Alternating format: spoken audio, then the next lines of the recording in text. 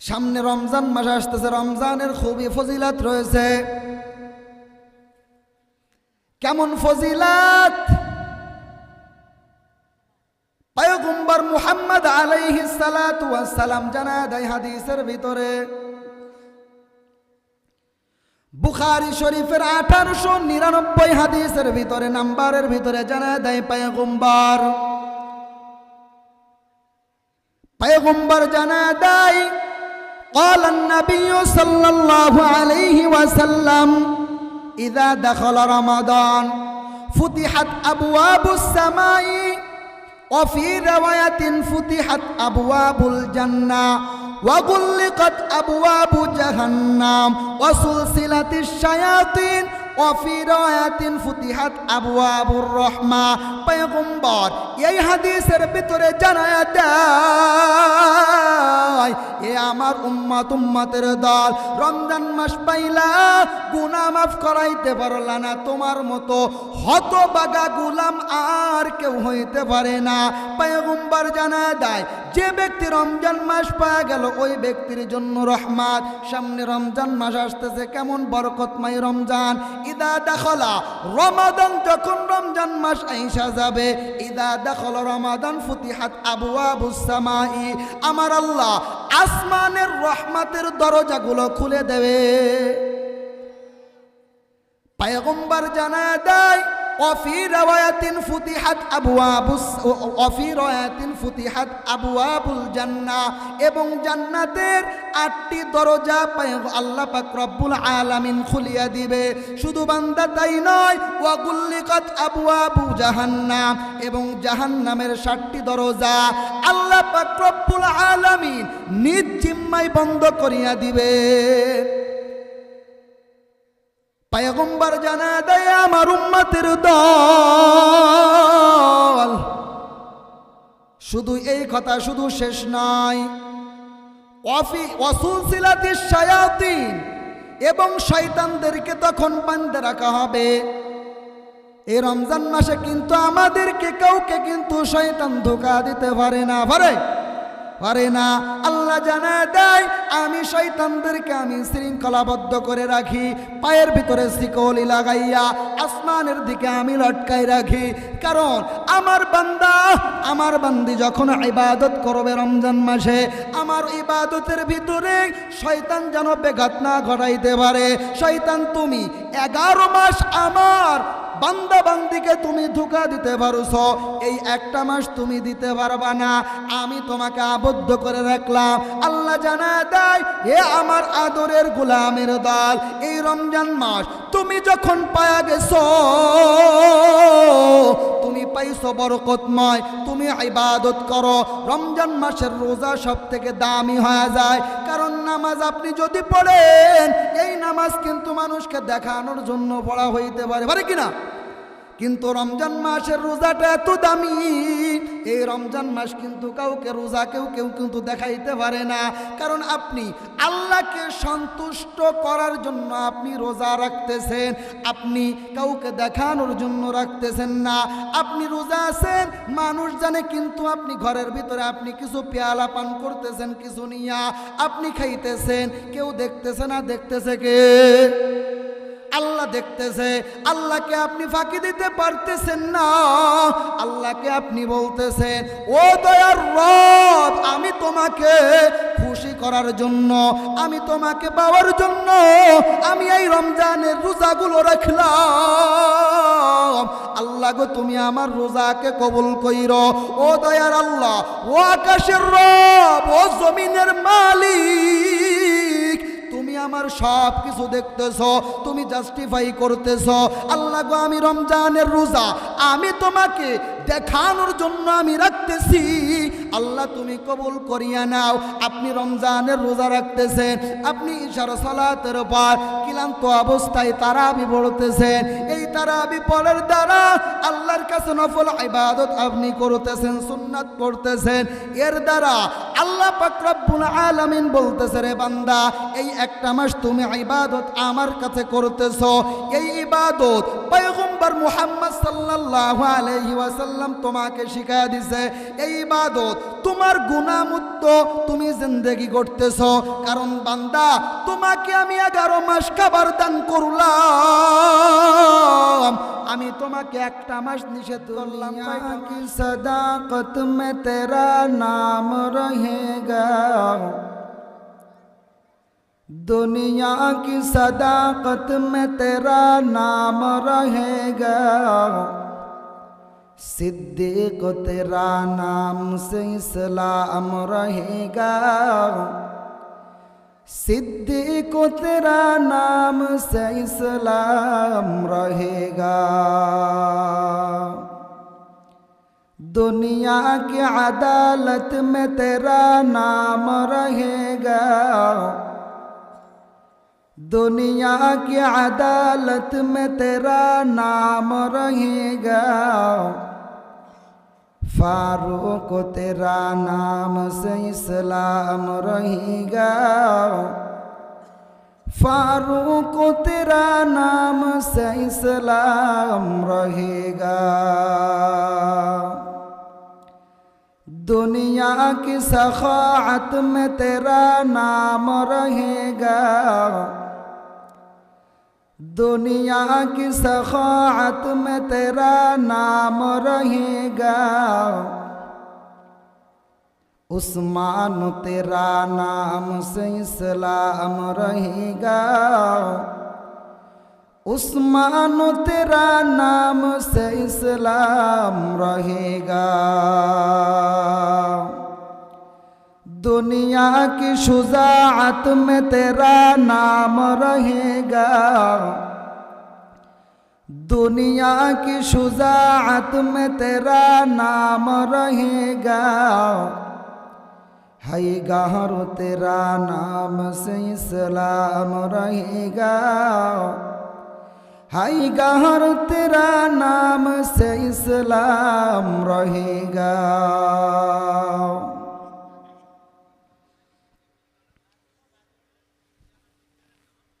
আলহামদুলিল্লাহ, পশ্চিম বালিয়া চান্দা বাইতুল আমান জামে মসজিদ ও মাদ্রাসা কান্দাপাড়া বাকলজোড়া দুর্গাপুর নেত্রকোনার উদ্দেশ্যে আজ 2 ফেব্রুয়ারি 2026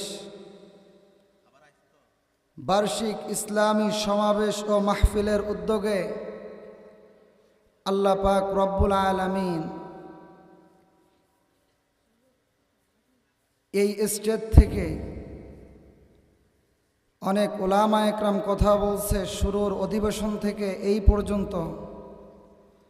তার মধ্যে অন্যতম একজন আমাদের প্রধান অতিথি হিসেবে যিনি আলোচনা করেছিলেন আপনাদের খুবই পরিচিত একজন লোক, দেশ বরণ্য ওয়াইজিন শাইখুল হাদিস হযরত মাওলানা মুফতি আরিফ জব্বার কাসেমি হাফিজাহুল্লাহ তাআলা, তার বয়ান একটু আগে শুনছেন, বলেন সুবহানাল্লাহ। আল্লাহ পাক রব্বুল আলামিন তাকে হায়াতে তয়্যিবা দান করুক, দুনিয়ার ভিতরে আল্লাহ পাক রব্বুল আলামিন তার দ্বীন প্রচার প্রসারের মাধ্যমটা আরো বেশি বাড়ায় দিক, আমিন। আল্লাহ পাক রব্বুল আলামিন এই মাহফিলকে কবুল ও মঞ্জুর করে নিক। এই মাহফিল ইন্তেজামিয়া কমিটিকে আল্লাহ পাক রব্বুল আলামিন কবুল ও মঞ্জুর করে নিক। আল্লাহ পাক রব্বুল আলামিন আমার মুখ থেকে যে কথাগুলো শুরু থেকে বের করবে এই কথাগুলো যেন শেষ পর্যন্ত কথাগুলো শ্রবণ করে আমলের নিয়াতে বসিয়া যেন মানার নিয়াতে বসতে পারি, এই জন্য সকলে বলেন আমিন। আপনাদের দিকে কি খেজুর গাছ কাটা হয়? খেজুর গাছ থেকে রস বের হয় না? যদি নলি, আপনাদের দিকে কি বলে? খেজুর গাছের উপরে যেটা গাইতে দেওয়া হয় ওটাকে কি বলে? আমাদের দিকে আমাদের নড়াইলে বলে নলি বলা হয়, আর ভাড় বা ঠিলা বলা হয় নিচে যেটাকে পাতা হয়। আপনাদের দিকে কি বলে নিচে? হ্যাঁ, হাড়ি। তো এটা যখন পাতি, যদি আমি আপনি যদি মুখ বরাবর যদি না পাতি তাহলে কি কোনো কিছু একটা রস পড়বে? সারা রাত আপনি পাইতে রাখলেন, নলি এক জায়গায় ঠিলা এক জায়গায়, রস খাওয়ার আশায় আপনি কি রস পাবেন? সকালবেলা যায় দেখবেন কিচ্ছু নাই, খালি। ঠিক ততরূপভাবে এই ময়দানটা একটা রিয়াজুল জান্নাহ বেহেশতের বাগান আল্লাহ পাক রব্বুল আলামিন আনছেন, এখান থেকে যেন কিছু নিয়ে যাইতে পারেন। উদাহরণস্বরূপ আমি এখন একটা নলি, আপনারা একটা কি হাড়ি বা ঠিলা আপনারা একটু শ্রবণ করিয়া বুঝতে পারবেন, সেগুলো জ্ঞানে আমলের নিয়াতে যদি এখান থেকে যাইতে পারেন ইনশাআল্লাহ কবুল হয়ে যাবে। আমিন। আমি সর্বপ্রথম পবিত্র কালামুল্লাহ থেকে একটা কোরআনুল কারীমের আয়াত তেলাওয়াত করেছি। বিসমিল্লাহির রহমানির রহিম।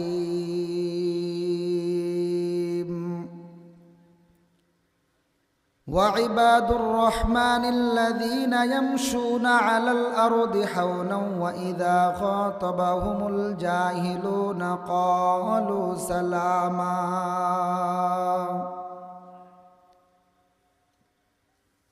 এই আয়াতটা পবিত্র কালামুল্লাহর সূরাতুল ফুরকান নামের সূরার ভিতরে 63 নম্বর আয়াতের ভিতরে আল্লাহ পাক রব্বুল আলামিন নাযিল করেছেন রাসূল আকরাম সাল্লাল্লাহু আলাইহি ওয়াসাল্লামের উপরে। বলেন না সুবহানাল্লাহ। এই আয়াতের ভিতরে কিছু চমৎকার চমৎকার বিষয় আছে। এই আয়াতটা কোনো ব্যক্তি যদি তার নিজের জিসেমের দিকে যদি তাকাইয়া এই আয়াতটা যদি তার জিসেমের পরিবর্তন আনতে পারে, ওই ব্যক্তি নির্দ্বিধায় জান্নাতি হয়ে যাবে। এই আয়াতের দ্বারা বোঝানো হয়েছে ইবাদুর রহমান যারা হইবে তারা প্রকৃত যারা ইবাদুর রহমান হয়ে যাবে। আল্লাহ পাক রব্বুল আলামিন নিজেই সাক্ষী দেয়, আমি ওই ব্যক্তির হইয়া কাল কিয়ামতের ময়দানে তাকে জান্নাতুল ফিরদাউসের মধ্যে দাখিল করে দিব। তাহলে কি বলে আল্লাহ? ওয়াইবাদুর রহমানিল্লাযীনা ইয়ামশুনা আলাল আরদি হাওনা। আল্লাহ পাক রব্বুল আলামিন আয়াতে কারিমার ভিতরে জানায়া দেয়, হে আমার আদরের বান্দা বান্দির দল, হে আমার গোলামের দল, আমি আয়াতের ভিতরে জানায়া দেয় কারা ইবাদুর রহমান হয়ে যাবে। وعباد الرحمن الذين يمشون على الأرض حونا وإذا خاطبهم الجاهلون قالوا سلاما। যারা নাকি নরম হয়ে যাবে, হাওনাও যারা নাকি নরম সিফাতের অধিকারী হয়ে যাবে। কি সিফাত? যারা নরম হয়ে যাবে, যারা বিনয়ী হয়ে যাবে। ইবাদুর রহমানের গুণ যারা বিনয়ী হয়ে যাবে, এই ইবাদুর রহমানের গুণ যার অন্তরের ভিতরে থাইকা যাবে, ওই ব্যক্তি প্রকৃত জান্নাতি হয়ে যাবে। এক নম্বর আল্লাহ পাক রব্বুল আলামিন জানা দেয় যারা নরম হয়ে যাবে, যারা বিনয়ী হয়ে যাবে। হাওনাং যারা আমি আল্লাহর বানানো বান্দা বান্দি নরম হয়ে যাবে। যেমন আমি জমিন আমি আল্লাহ সৃষ্টি করলাম, এই জমিনের ভিতরে হে বান্দা তুমি 30 তলা বিল্ডিং বানাও, জমিন কিন্তু কোনো কথা বলে না, জমিন একবারও জিজ্ঞাসা করে না, জমিন একবারও বলল না বান্দা তুমি কেন আমার উপরে এত প্রেশার ক্রিয়েট করতেছো, বলে না। বান্দা তুমি মাটির মতো নরম হয়ে যাও, হে আমার আদরের গোলাম তুমি নরম হয়ে যাও গরুর মতো। কিভাবে গরুর মতো নরম হয়ে যাবে? একটা গরু যখন দুধ দেয় আপনি তার থেকে দুধ নেন, যখন বাচ্চা দেয় আপনি বাচ্চা নেন, লালন করিয়া তাকেও বড় বানান। ওই গরুটা যখন আর দুধ দেয় না, এমতো অবস্থার ভিতরে আপনি কিন্তু ওই গরুটাকে আর কিন্তু খাওয়ান না, আপনি আর গরুটাকে খাইতে দেন না। সবাই ডাক দিয়া বলে যাও গরুটাকে জবাহ করিয়া তোমরা সবাই গরুটাকে খায়া ফেলো, এই গরুর আর কোনো কাজ নাই, এই গরুকে তোমরা এখন জবাহ করিয়া খায়া ফেলো।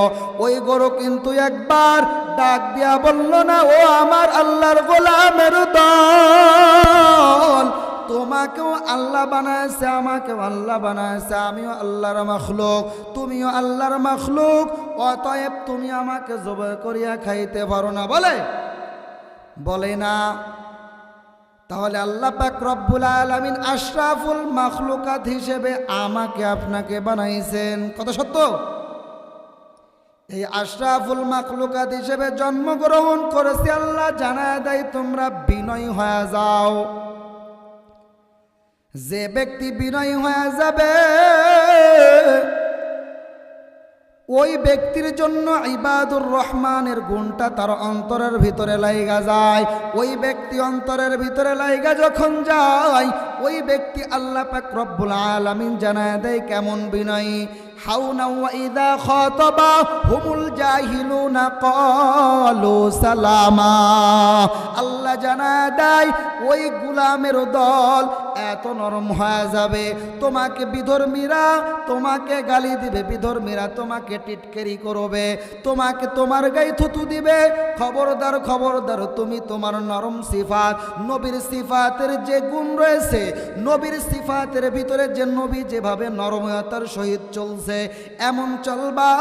তোমাকে কেউ যদি গালি দিয়া দেয় ক্বালু সালামা, তুমি তখন তাকে সালাম দিয়া দিবা। এটা কার গুণ? এটা নবীর সিফাত। কার সিফাত? নবীর সিফাত। ইবাদুর রহমান তাফসির ইবনে কাসিরের লেখক লেখে 8টা গুণ ইবাদুর রহমানের। কয়টা? সংক্ষিপ্তভাবে বলে যাব, বুঝিয়া নেবেন। 8টা গুণের ভিতরে ইবাদুর রহমান যে ব্যক্তি হয়ে যাবে ওই ব্যক্তি জান্নাতি হয়ে যাবে। 1 নাম্বার নরম গুণের অধিকারী হয়ে যাওয়া, নরম হয়ে যাওয়া। 2 নাম্বার আল্লাহ ব্যতীত দ্বিতীয় কোনো ইলাহের ইবাদত করা যাবে না। দ্বিতীয় কোনো ব্যক্তির ইবাদত করা যাবে না। ওই আল্লাহকে মানা লাগবে, ওই আল্লাহকে বোঝা লাগবে, ওই আল্লাহ এক, ওই আল্লাহ সর্বশক্তিমান, ওই আল্লাহ আমাকে বানিয়েছে, ওই আল্লাহ আমাকে সৃষ্টি করেছে, ওই আল্লাহ আমার উপরে নামাজ ফরজ করেছে, ওই আল্লাহ আমার উপরে রোজা ফরজ করেছে। অতএব আমি নামাজও পড়ি না, অতএব আমি রোজাও রাখি না, আমি ইবাদুর রহমান দাবিদার হইতে পারি না। পারি না। ইবাদুর রহমানের দাবিদার যারা নাকি 5 বেলার নামাজ সুন্দরভাবে আদায় করবে, যারা নাকি ইবাদুর রহমান হয়ে যাবে, যারা আমার আল্লাহ পাক রব্বুল আলামিনের পরিপূর্ণ ইবাদত করবে, 5 ওয়াক্ত নামাজ আদায় করবে, ফাঁকে ফাঁকে নফল ইবাদত করবে, আবার রমজান মাস যখন আইসা যাবে রমজান মাসের রোজা আদায় করবে। এই আমাদের সামনে রমজান মাস আসতেছে। রজব মাস থেকে পয়গম্বর মুহাম্মদ আলাইহিস সালাতু ওয়াস সালাম একটা দোয়া পাঠ করতেন। এই দোয়াটা ওই পয়গম্বর সাহাবা একরামদেরকে বলতো, এ সাহাবা একরামের দল, আমি পয়গম্বর যে দোয়াটা আমি তেলাওয়াত করতেছি তোমরাও তেলাওয়াত করো। এই দোয়াটা তেলাওয়াতের দ্বারা তোমরা রমজান মাস পর্যন্ত হায়াত পাবা, শাবান মাস পর্যন্ত তোমরা বরকতময় হয়ে যাবা। আল্লাহুম্মা বারিক লানা ফি রজব ওয়া শাবান ওয়া বাল্লিগনা রমাদান। পয়গম্বর জানায় দেয় যারা এই দোয়াটা পড়লো, এই পড়ার দ্বারা আল্লাহ পাক রব্বুল আলামিনের কাছে বলতেছে, আল্লাহ তুমি আমাকে শাবান মাস এবং রজব মাসের বরকত দান করো এবং রমজান মাস পর্যন্ত আমাকে পৌঁছায়া দাও। কাকে? আমাকে পৌঁছায়া দাও, আপনাদেরকেও পৌঁছায়া দিক। এই দোয়াটা যখন পয়গম্বর করতেন সাহাবা একরামও করতেন, কারণ পয়গম্বর দোয়া শিখায়া দিছে। পয়গম্বর জানা দেয় যে ব্যক্তি এই দোয়াটা প্রতিনিয়ত এই রজব মাস যখন শুরু হয়ে যাবে রমজান মাসের আগ পর্যন্ত পড়বে, ওই ব্যক্তির জন্য, ওই ব্যক্তি যদি এই সময়ের ভিতরে যদি মৃত্যুবরণ করে, যদি দোয়া কবুল হয়ে যায়, বিনা হিসেবে জান্নাতি হয়ে যাবে। যদি রমজান মাস পর্যন্ত হায়াত পাওয়া যায়, ওই ব্যক্তির জন্য আমার আল্লাহ জানা দেয় ওই ব্যক্তি রমজান মাস পাওয়া গেল, তার মানে সে ব্যক্তি সব পেয়ে গেল, সে ব্যক্তি মালিকের অনগত্য হয়ে গেল। মালিকের রোজার আহকাম, মালিকের সমস্ত হুকুম আহকামগুলো আদায় করতেছে। ওই ব্যক্তির জন্য আমার আল্লাহ জানায় দেয়, ওই ব্যক্তি রমজান মাসেও মৃত্যুবরণ করবে না। ওই ব্যক্তি যদি রমজান মাসে মৃত্যুবরণ করিয়া বসে, আমার আল্লাহ জানায় দেয় ওই ব্যক্তিকে আমি তৎক্ষণিক আমি জান্নাতের ভিতরে দাখিল করিয়া দিব। রমজান মাস পর্যন্ত বাঁচতে চাই না? এই জন্য এই দোয়াটা আমাদের পড়া জরুরি কি জরুরি না? কি দোয়াটা? আল্লাহুম্মা বারিক লানা ফি রজব ওয়া শাবান ওয়া বাল্লিগনা রমাদান। এই রজব মাস আমরা পাইলাম, শাবান মাসও পাইলাম, পাওয়ার দ্বারা আমার আপনার কি উপকার হবে? আমি এই দোয়াটা পড়লাম, আমি রমজান মাস পর্যন্ত হায়াত পেয়ে গেলাম। হায়াত পাওয়ার পর আমি রমজান মাসে ইন্তেকাল করলে আমার জন্য জান্নাত। আরেকটা বিষয়, শবে বরাত আসতেছে। এই তো আগামী মঙ্গলবার দিবাগত রাত, তাই তো? জি হ্যাঁ, আগামী মঙ্গলবার, আজ সোমবার, আগামী কাল রাত। এই শবে বরাত শব্দ, সব মানে রাত, ফার্সি শব্দ। বরাত আরবি শব্দ, মানে এই একটা লিখিত আল্লাহর কাছে পেশ করা। শবে বরাতের সময় আল্লাহর হাবিব সাল্লাল্লাহু আলাইহি সাল্লাম এই শাবান মাসটাই আম্মা জান আয়েশা সিদ্দিকা রাদিয়াল্লাহু তাআলা আনহা তিনি বলতেন, তিনি হাদিসের ভিতরে বলছেন যে পয়গম্বর মুহাম্মদ সাল্লাল্লাহু আলাইহি ওয়াসাল্লামকে যখন আমি দেখতাম, তিনি এই শাবান মাসে রোজা রাখতেন এত পরিমাণ অন্য অন্য মাসের তুলনায় সব থেকে বেশি। বলেন সুবহানাল্লাহ। এই মাসে সব থেকে বেশি রোজা রাখতেন। সাহাবা একরাম জিজ্ঞাসা করতেন, ইয়া পয়গম্বর, আপনি এত রোজা কেন রাখেন? বলে এই মাসের ভিতরে আল্লাহ পাক রব্বুল আলামিনের কাছে আমার আপনার নেক আমলগুলো আল্লাহর কাছে ফেরেশতারা পেশ করে। কার কখন আমলটা আল্লাহর কাছে ভালো লাগা যায়, এই ভালো লাগার কারণে আল্লাহ জান্নাত দিয়ে দেবে তৎক্ষণাৎ। তো এই শাবান মাস আসতেছে, এই শাবান মাস চলতেছে, আমরা রোজা রাখবো না বাবা? অবশ্যই রাখা যাবে। আমার পর্দালের মা বোনদেরকে বলবো, অবশ্যই আমাদের রোজা রাখা লাগবে। এই মাসে রাসূল সাল্লাল্লাহু আলাইহি সাল্লাম রোজা রাখছেন, আমাদেরও রোজা রাখা লাগবে। এই জন্য শবে বরাত আমাদের খুবই কাছে, নামাজ কালাম পড়তে হবে, আল্লাহর কাছে সব কিছু চাইতে হবে। আল্লাহ যেন আমাদেরকে ভরপুর কামিয়াবি দান করুক, সকলে বলেন আমিন। তো যে কথা বলতেছিলাম ইবাদুর রহমান সম্পর্কে, আল্লাহ জানায় দেয় ইবাদুর রহমান, আমি আল্লাহকে ডাকা, ওয়া ইবাদুর রহমানিল্লাযীনা ইয়ামশুনা আলাল আরদ। যারা আমার আল্লাহকে মানবে, যারা আমার আল্লাহর হুকুম আহকাম মানবে, তারাই শুধুমাত্র আমি আল্লাহর গোলাম হয়ে যাবে, আমি আল্লাহর কাছে সব থেকে প্রিয় হয়ে যাবে। একটুখানি রিভাব দেন। সব থেকে প্রিয় হয়ে যাবে ওই বান্দা বান্দির দল, যে কিনা আমার আল্লাহর সাথে সুন্দরভাবে আচরণ করবে, আমার আল্লাহ ঠিক ততরূপভাবে আচরণ করবে। আপনি আল্লাহর সাথে গাদ্দারি করলেন, আল্লাহ কিন্তু আপনার সাথে গাদ্দারি করতে পারে কিনা? পারে। আল্লাহ আপনাকে নামাজ ফরজ করছে, আপনি নামাজ পড়লেন না, এই সময় যাইয়া আপনি টিভির দোকানে, সিডির দোকানে মোবাইল নিয়ে কম্বলের নিচে ঘুমাইলেন, আপনি নামাজ পড়লেন না, এর দ্বারা আমার আল্লাহ জানায় দেয় বান্দা বান্দির দল, তোরা ইবাদুর রহমান হইতে পারলি না। ইবাদুর রহমানের 3 নম্বর গুণের ভিতরে তাফসীর ইবনে কাসিরের লেখক লেখেন, আল্লাহ কর্তৃক যে সুসংবাদ আসবে, এই সুসংবাদগুলো মেনে নেওয়া। আল্লাহ পাক রব্বুল আলামিন যদি পবিত্র কালামুল্লাহর ভিতরে যে আইন দিবে, সেই আইনগুলো মেনে নেওয়া। মানা কিনা? মানা লাগবে। কেমন আইন মানা লাগবে? তাফসীর ইবনে কাসিরের লেখক লেখেন, ভাই গলা টানে কেন? একটু সাউন্ড, বক্সের সাউন্ড একটু বাড়াই দেন, মাইকের সাউন্ড একটু বাড়াই দেন, গলা টানতেছে খুব আকারে। তাফসীর ইবনে কাসিরের লেখক লিখতেছেন,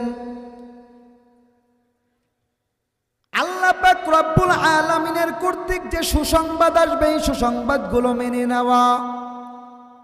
আল্লাহ জানাতেছে যারা নামাজ পড়বা আমি আল্লাহ তার জন্য জান্নাত লিখে রাখছি, যারা রোজা রাখবা তাদের জন্য আমি আল্লাহ জান্নাত লিখে রাখছি, যারা কিনা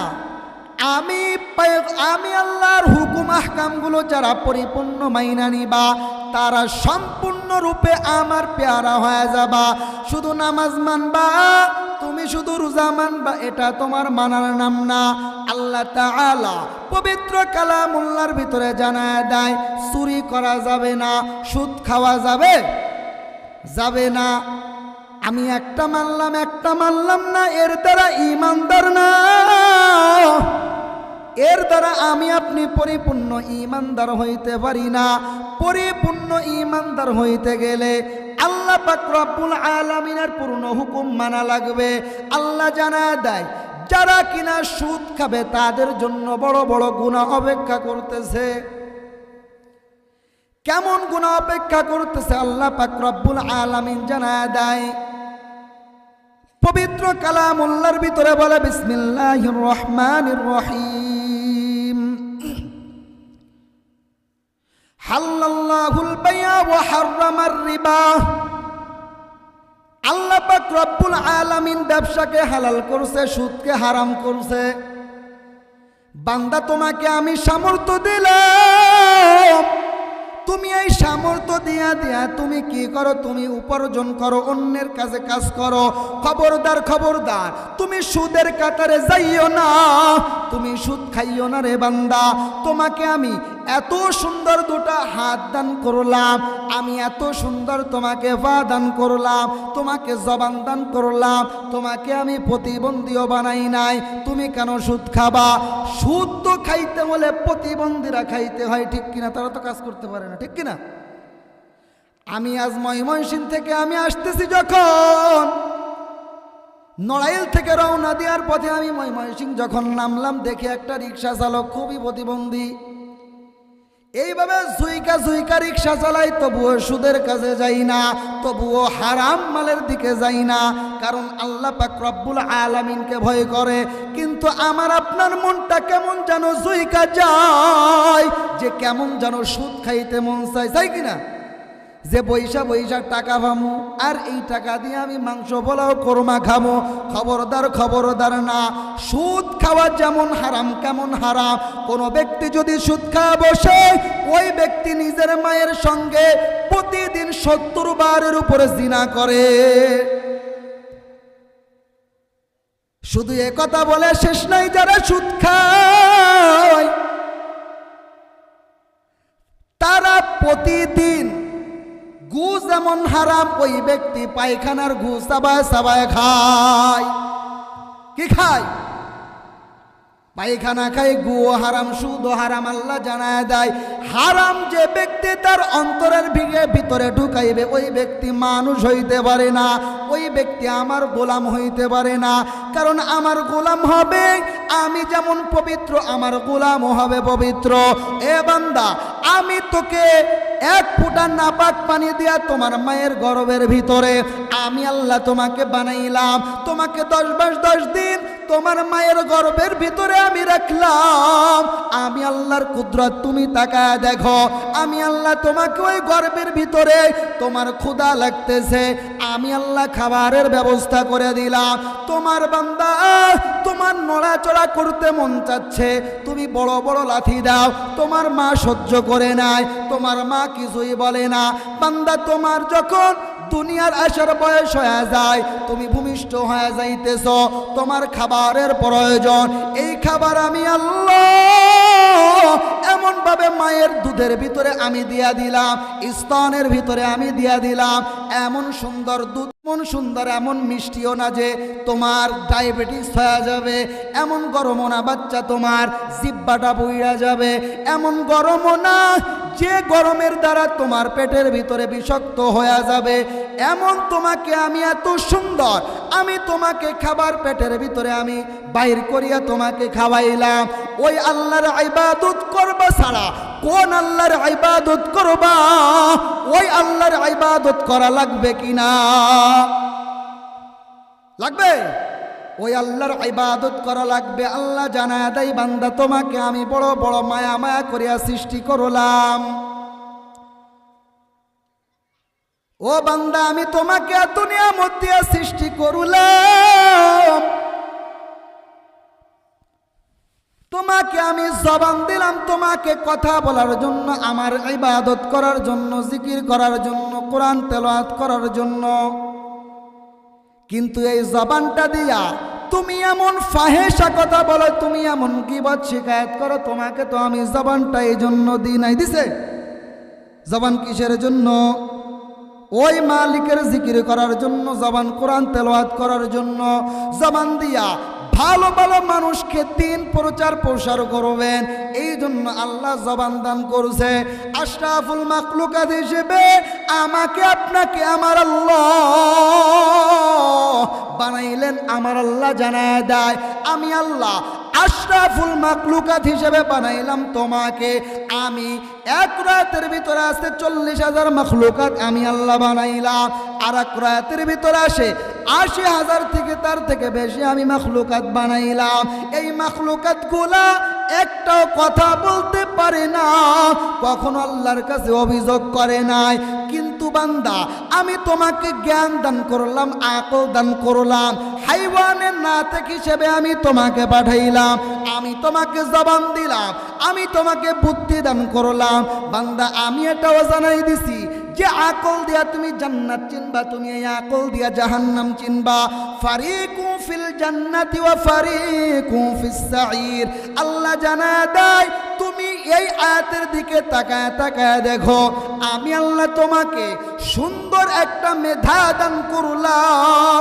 এই মেধা দিয়া বান্দা তুমি জান্নাতেও যাইতে পারবা, তুমি জাহান্নামেও যাইতে পারবা। এখন তুমি ভাবো তুমি কোথায় যাবা, জান্নাতে না জাহান্নামে? তাহলে বান্দা তোমার এই আকল দিয়া তুমি কেন বিভিন্ন রকম কটূক্তিমূলক আল্লাহর দিকে তাকায় তাকায় ইঙ্গিত দাও, নামাজ পড়ো না? তুমি কেন রোজা থাকো না? তুমি কেন তোমার টাকা হইলে হজ করো না? তোমার সামর্থ্য থাকলে, তোমার টাকা থাকলে কেন তুমি ব্যবসা করো না? তুমি সুদ খাও, এটার দিকে তাকায় দেখো। তাহলে আল্লাহ আকল দান করছে, সব দিকে বিবেচনা করিয়া করিয়া আমার আল্লাহ যাইতে বলছে। আমার আল্লাহ সূরা মুলকের 2 নম্বর আয়াতের ভিতরে ডাক দিয়া বলে, আল্লাযী খালাকাল মাউতা ওয়াল হায়াতা লিয়াবলুয়াকুম আইয়ুকুম আহসানু আমালা। আমার আল্লাহ এই আয়াতের ভিতরে জানায়া দেয়, হে আমার আদরের বান্দা বান্দিগণ, আমি আল্লাহ বড় মায়া মায়া করিয়া আমি তোমাকে দুনিয়ার ভিতরে বানাইলাম। আমি আল্লাহ আল্লাযী খালাকাল মাউতা ওয়াল হায়াতা, আমি তোমাকে মউত আমি সৃষ্টি করলাম, আমি হায়াত নামক দৌলতটা আমি তোমাকে দিলাম। লিয়াবলুয়াকুম, আমি তোমাকে দুনিয়ার ভিতরে ঘোরাফেরা আমি আল্লাহ পরীক্ষা করব। আইয়ুকুম আহসানু আমালা, তুমি বান্দা কে কোন নেক আমল করিয়া করিয়া আমি আল্লাহর কাছে আসতে পারো, আমি আল্লাহ এটা সব দিকে বিবেচনা করিয়া দেখব। তাহলে আমার আপনার আমল করা দরকার আছে কিনা বাবা? আছে। আমল করার কিন্তু অবশ্যই প্রয়োজন আছে। কিভাবে আমল করব? দুনিয়ার ভিতরে যতদিন থাকবো লিয়াবলুয়াকুম, আল্লাহ কিন্তু পরীক্ষা করতেছে। পয়গম্বর জানায় দেয় আদ-দুনিয়া মাজরাতুল আখিরাহ। হে আমার উম্মতের দল, শুনিয়া রাখো, তুমি একটা জিনিস তুমি জাস্টিফাই করো, দুনিয়াটা পুরাটাই শস্যাগার, তুমি যা রোপণ করবা তাই হয় কিনা? আপনি ধান রোপণ করবেন, 3 মাস 2.5 মাস পর আপনি ধান পাওয়ার আশা করা যায়। সরষ রোপণ করবেন, আপনি কিন্তু সরষ পাওয়া যাবেন। আপনি যা রোপণ করবেন গম, যা রোপণ করবেন আপনি জমিন থেকে কিন্তু তাই পাওয়া সম্ভব। কিন্তু আপনি যদি ভুট্টা রোপণ করে যদি আপনি গম পাওয়ার আশা করেন, আপনি কি পাবেন? মুখ খুলে বলেন, পাবেন? পাবেন না। অতএব তাহলে আমার আপনার এক নাম্বার প্রয়োজন, দুনিয়ার ভিতরে আমি যেভাবে চলবো ওইভাবে কিন্তু আমি সব কিছু পাওয়া যাব। আমি আল্লাহর হুকুম আহকাম আমি মাইনা বুঝবো, আমি আল্লাহর কাছে আমি বড় সাজা পাওয়া যাব। আমি আল্লাহর কাজ করব না, কিয়ামতের ময়দানে আল্লাহ আমাকে জানা দিবে, যাও সহকান তুমি বের হয়ে যাও, যাও ফেরেশতার দল এই বান্দার পায়ের ভিতরে শিকলি লাগায়া যাও তাকে জাহান্নামের ভিতরে দাখিল করিয়া দাও। জাহান্নামে কি যাইতে চাই? জাহান্নামে কিন্তু যাইতে আমরা চাই না। কোথায় যাইতে চাই আমরা? জান্নাতে যাইতে চাই কিনা? চাই। জান্নাতে আমরা কে কে যাইতে চাই? একটু হাত জাগায়া মালিককে দেখা দি, ও দয়ার আল্লাহ। তাহলে আমরা সবাই জান্নাতে যাইতে চাই কি চাই না? জান্নাতে যাওয়ার জন্য কি কাজ করা লাগবে? বান্দারে তুমি একটা জিনিস তুমি শিখা রাখো, তুমি একটা জিনিস বুঝা রাখো, জান্নাতে যাওয়ার জন্য বেশি দরকার নাই। আরে মক্তবের ভিতরে একটা হাদিস পড়াই, আখলিস দীনাকা ইয়াকফিকাল আমালুল কলিল। এটা কিন্তু বুখারী শরীফের হাদিস, বড় দামি হাদিস। মনে করতেছেন এটা মক্তবে পড়াই, এই হাদিস হয়তো বেশি গ্রহণযোগ্য না, কিন্তু এই হাদিসটা অনেক দামি হাদিস। এই হাদিসের ভিতরে পয়গম্বর জানায়া দেয়, এই হাদিসের ভিতরে বলে আখলিস দীনাকা ইয়াকফিকাল আমালুল কলিল। অল্প আমলি নাজাতের জন্য, অল্প আমলি নাজাতের জন্য যথেষ্ট হয়ে যাবে। কিন্তু হ্যাঁ, এখানে একটা প্রশ্ন থেকে যায়, অল্প আমল নাজাতের জন্য যথেষ্ট, সবই ঠিক আছে, কিন্তু গুনাহমুক্ত জীবন থাকা লাগবে। আমি গুনাহ করলাম, আমি সব কিছু করলাম, কিন্তু অল্প অল্প আমি আমল করলাম, জান্নাতে যাইতে পারবো? ও বাবা, ও আমার নেত্রকোনার মুসলমান বাবারা, আমরা কিন্তু অল্প আমল করব, কিন্তু গুনাহ থেকে আমাদের বেঁচে থাকা লাগবে কি লাগবে না? অবশ্যই অবশ্যই লাগবে। অল্প আমলি নাজাতের জন্য যথেষ্ট, কিন্তু হ্যাঁ, গুনাহমুক্ত আপনার জীবন প্রয়োজন। গুনাহকে আপনি বিসর্জন দিয়া দেন। কাকে বিসর্জন দিয়া দেন? গুনাহকে আপনি বিসর্জন দিয়া দেন। গুনার দিকে আপনি যাইয়েন না, ইনশাআল্লাহ জান্নাতে যাইতে পারবেন। কারণ আল্লাহ পাক রব্বুল আলামিন জানা দেয়, হে দুনিয়ার মানুষ, তোমরা যারা ইবাদুর রহমান হয়ে যাবা, তারাই শুধুমাত্র জান্নাতের ভিতরে যাইতে পারবা।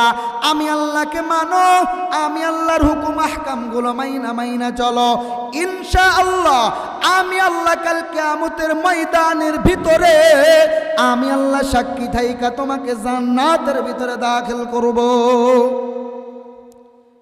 সুসংবাদ না? সামনে রমজান মাস আসতেছে, রমজানের খুবই ফজিলাত রয়েছে।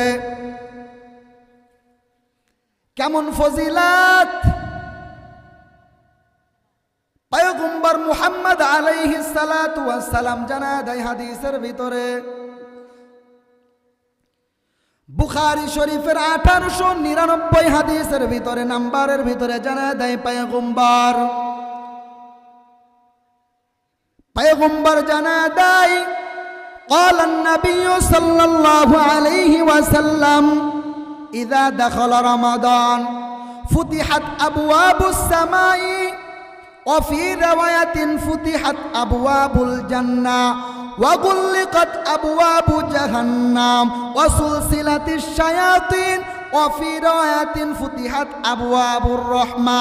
পয়গম্বর এই হাদিসের ভিতরে জানায়া দেয়, এ আমার উম্মতের দল, রমজান মাস পাইলা গুনাহ মাফ করাইতে পারলা না, তোমার মতো হতভাগা গোলাম আর কেউ হইতে পারে না। পয়গম্বর জানায়া দেয়, যে ব্যক্তি রমজান মাস পাওয়া গেল ওই ব্যক্তির জন্য রহমত। সামনে রমজান মাস আসতেছে, কেমন বরকতময় রমজান। ইদা দাখালা রমাদান, যখন রমজান মাস আইসা যাবে, ইদা দাখালা রমাদান ফুতিহাত আবওয়াবুস সামাই, আমার আল্লাহ আসমানের রহমতের দরজাগুলো খুলে দেবে। পয়গম্বর জানায় দেয় وفي رواية فتحت أبواب الجنة, এবং জান্নাতের 8টি দরজা আল্লাহ পাক রব্বুল আলামিন খুলিয়া দিবে। শুধু বান্দা তাই নয়, ওয়াগুল্লিকাত আবওয়াবু জাহান্নাম, এবং জাহান্নামের 7টি দরজা আল্লাহ পাক রব্বুল আলামিন নিজ জিম্মায় বন্ধ করিয়া দিবে। পয়গম্বর জানায় দেয় আমার উম্মতের দল। শুধু এই কথা শুধু শেষ নয়, ওয়াসুলসিলাতিশ শায়াতিন, এবং শয়তানদেরকে তখন বাঁধে রাখা হবে। এই রমজান মাসে কিন্তু আমাদেরকে কাউকে কিন্তু শয়তান ধোঁকা দিতে পারে না, পারে না। আল্লাহ জানায় দেয় আমি শয়তানদেরকে আমি শৃঙ্খলাবদ্ধ করে রাখি, পায়ের ভিতরে শিকলি লাগাইয়া আসমানের দিকে আমি লটকাই রাখি। কারণ আমার বান্দা আমার বান্দি যখন ইবাদত করবে রমজান মাসে, আমার ইবাদতের ভিতরে শয়তান যেন বেঘাত না ঘটাইতে পারে। শয়তান তুমি 11 মাস আমার বান্দা বান্দিকে তুমি ধোঁকা দিতে পারছো, এই একটা মাস তুমি দিতে পারবা না, আমি তোমাকে আবদ্ধ করে রাখলাম। আল্লাহ জানায় দেয় হে আমার আদরের গোলামের দল, এই রমজান মাস তুমি যখন পায়া গেছো, তুমি পাইছো বরকতময়, তুমি ইবাদত করো। রমজান মাসের রোজা সব থেকে দামি হয়ে যায়, কারণ নামাজ আপনি যদি পড়েন, এই নামাজ কিন্তু মানুষকে দেখানোর জন্য পড়া হইতে পারে কিনা, কিন্তু রমজান মাসের রোজাটা এত দামি, এই রমজান মাস কিন্তু কাউকে রোজা কেউ কিন্তু দেখাইতে পারে না। কারণ আপনি আল্লাহকে সন্তুষ্ট করার জন্য আপনি রোজা রাখতেছেন, আপনি কাউকে দেখানোর জন্য রাখতেছেন না। আপনি রোজা আছেন মানুষ জানে, কিন্তু আপনি ঘরের ভিতরে আপনি কিছু পেয়ালা পান করতেছেন, কিছু নিয়া আপনি খাইতেছেন, কেউ দেখতেছে না, দেখতেছে কে? আল্লাহ দেখতেছে। আল্লাহকে আপনি ফাঁকি দিতে পারতেছেন না। আল্লাহকে আপনি বলতেছেন ও দয়ার রব, আমি তোমাকে খুশি করার জন্য, আমি তোমাকে পাওয়ার জন্য আমি এই রমজানের রোজাগুলো রাখলাম। আল্লাহ গো তুমি আমার রোজাকে কবুল কইরো। ও দয়ার আল্লাহ, ও আকাশের রব, ও জমিনের মালিক, তুমি আমার সব কিছু দেখতেছ, তুমি জাস্টিফাই করতেছ। আল্লাহ গো আমি রমজানের রোজা আমি তোমাকে দেখানোর জন্য আমি রাখতেছি, আল্লাহ তুমি কবুল করিয়া নাও। আপনি রমজানের রোজা রাখতেছেন, আপনি ইশার সালাতের পর ক্লান্ত অবস্থায় তারাবি পড়তেছেন, এই তারাবি পড়ার দ্বারা আল্লাহর কাছে নফল ইবাদত আপনি করতেছেন, সুন্নাত পড়তেছেন।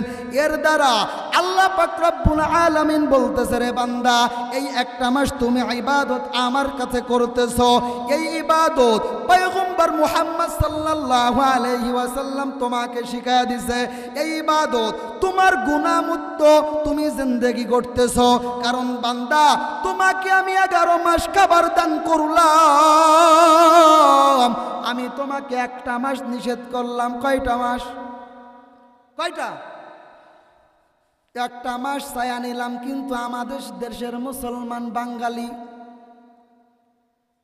বলে আমার কাজ আছে, আমি রোজা রাখতে পারি না, আমার অসুস্থতা, গ্যাসের সমস্যা, ডাক্তারে কইছে যে আমি রোজা রাখবো না। বলে কি বলে না? মুসলমান কয় কর না কেন? কিন্তু এই রোজা কিন্তু বাবা ছাড়া যাবে না। এই রোজার ভিতরে ফজিলত রয়েছে। ডাক্তার বলে রোজা রাখলে তোমার গ্যাস বাড়বে, পয়গম্বর জানায় দেয় রোজা রাখবা তুমি 99টার উপরে বেশি তুমি রোগের শিফা পাবা। তাহলে আমার আপনার রোজা রাখা দরকার আছে কিনা রে আল্লাহর গোলাম? এ দুনিয়ার মুসলমান রোজা রাখা কিন্তু আমাদের উপরে ফরজ বাড়লো, আমরা সবাই বালেগ হয়েছি। এই বালেগ হওয়ার পর নামাজ যেমন ফরজ করা হয়েছে ততরূপভাবে আমাদের উপরে রমজানের রোজা রাখা ফরজ হয়েছে। পয়গম্বর জানায় দেবে হাদিসের ভিতরে অফি রায়াতিন ফুতিহাত আবওয়াবুর রাহমা, এ বান্দারে আমি তোমাকে এত দামি হিসেবে বানাইলাম, আমি তোমাকে আসমানের দরজা খুলিয়া দিলাম, জান্নাতের আমি দরজা আমি খুলিয়া দিলাম, জাহান্নামের দরজা আমি বন্ধ করে দিলাম, শয়তানগুলোকে আমি আবদ্ধ করিয়া আমি শিকল দ্বারা বাঁধিয়া রাখলাম। বান্দারে শুধু তোমার জন্য শেষ পর্যায়ে আইসা আমি রহমতের চাদর দিয়া আমি তোমাকে বেষ্টন করিয়া ফেললাম, আমি তোমাকে সুন্দর করিয়া আমি রহমতের চাদর দিয়া রাখলাম। এটা পয়গম্বরের হাদিস, আল্লাহর দিকে নিসবত দিয়া পয়গম্বর বলতেছে আপনাকে এমন সুযোগ সুবিধা দেওয়া হবে। এই জন্য রমজান মাসের রোজা কে কে রাখবো বাবা, একটু হাতটা জায়গায় আল্লাহকে দেখা দি। ও দয়ার আল্লাহ, আপনি সবাইকে কবুল মঞ্জুর করিয়া নেন, আল্লাহ সবাইকে সুস্থতার সহিত দান করিয়া এই রমজান মাসের রোজা আপনি রাখার মতো সেই তৌফিক দান করেন। হাত নামান, আল্লাহ সবাইকে কবুল মঞ্জুর করুক। হে আমার বাবারা, কয়দিন আর দুনিয়ার বাহাদুরি, আজ আছে কিন্তু কাল নাই। এই দুনিয়া থেকে আমার আপনার কিন্তু বিদায় নেওয়া লাগবে কি লাগবে না? লাগবে। আমার আপনার কিন্তু বিদায় নেওয়া লাগবে। বিদায়ের আগে আমি আপনি কি নিয়ে যাব? বিদায়ের আগে আমার আপনার কি নেওয়া উচিত? বিদায়ের আগে আমার আপনার আল্লাহকে খুশি করা, রসুলের সুন্নাত মানিয়া পানিয়া ওই কবরের পথে আমাদের যাওয়া লাগবে কিনা? লাগবে। পয়গম্বর হাদিসের ভিতরে জানায়া দেয়, ক্বালান নবী সাল্লাল্লাহু আলাইহি ওয়াসাল্লাম, আল কবরু রাউযাতুম মির রিয়াজিল জান্নাহ আও হুফরাতুম মিন হুফারিন নার। পয়গম্বর এই হাদিসের ভিতরে জানায় দেয়, হে আমার উম্মতের দল, যারা তোমরা ইবাদত করবা তাদের জন্য কবর একটা বালাখানা হয়ে যাবে, জান্নাত হয়ে যাবে। আল কবরু রাউযাতুম মির রিয়াজিল জান্নাহ, যারা নেক আমল করিয়া করিয়া যারা ওই কবরের পথে যাইবা তারা জান্নাতে যাবা।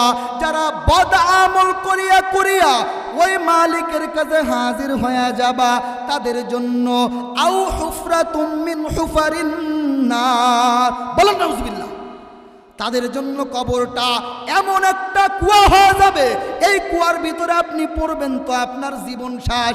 আপনি কবরের ভিতরে আপনার কবরটা হয়ে যাবে একটা জাহান্নামের বাগান। এই কবরের ভিতরে আপনি এমন ভাবে থাকবেন, আপনাকে সাপে কাটবে, আপনাকে বিচ্যুতি কাটবে, আপনাকে পুষ খাওয়ানো হবে, পানি যাবেন কিচ্ছু দেওয়া হবে না। এমন অবস্থায় কি আমি আপনি থাকতে চাই? হে বান্দা বান্দির দল, হে নেত্রকোনার যুবক আমার দল, হে আমার বৃদ্ধ বাবাজিরা, হে আমার পদ্মালের মা বোনেরা, এই লফজটা শুনিয়া যান, এই শব্দটা শুনিয়া যান। আপনি জান্নাতে যাইতে চান কি জাহান্নামে যাইতে চান, এটা আপনার মেন্টালিটির উপরে কাজ করবে। তাহলে আপনি প্রশ্ন করতে পারেন, হুজুর কেমনে? কারণ আমি একটা আয়াত বলেছিলাম, ফারিকুম ফিল জান্নাতি ওয়া ফারিকুম ফিস সাঈর। একটা রাস্তা তুমি জান্নাত, আর একটা রাস্তা জাহান্নাম। তুমি নেক আমল করবা, তুমি জান্নাতে যাইতে পারবা, তুমি বদ আমল করবা, তুমি জাহান্নামে যাবা। কোথায়? জাহান্নামে যাবা। তাহলে আমরা কোথায় যাইতে চাই? জান্নাতে যাইতে চাই। মৃত্যুটা জানো আমাদের আল্লাহ পাক রব্বুল আলামিন আহসানের সহিত যেন আমাদেরকে নিয়ে যায়, কালেমার সহিত নিয়ে যায়। সবাই কি চাই কি চাই না? কারণ বাবা যদি একবার আমাদের মৌতের চাবিকাঠি যদি আমাদের কাছে আইসা বসে, আমি আপনি কিন্তু ধরা খায়া যাব। আমি আপনি কিন্তু আমার আপনার জবান দিয়া কিছু বের হবে না। আমি আপনি যদি নেক আমল করিয়া করিয়া যদি থাকতে পারি, অবশ্যই অবশ্যই জান্নাতে যাইতে পারবো। এ সাহাবা একরাম কিভাবে কাঁদছেন!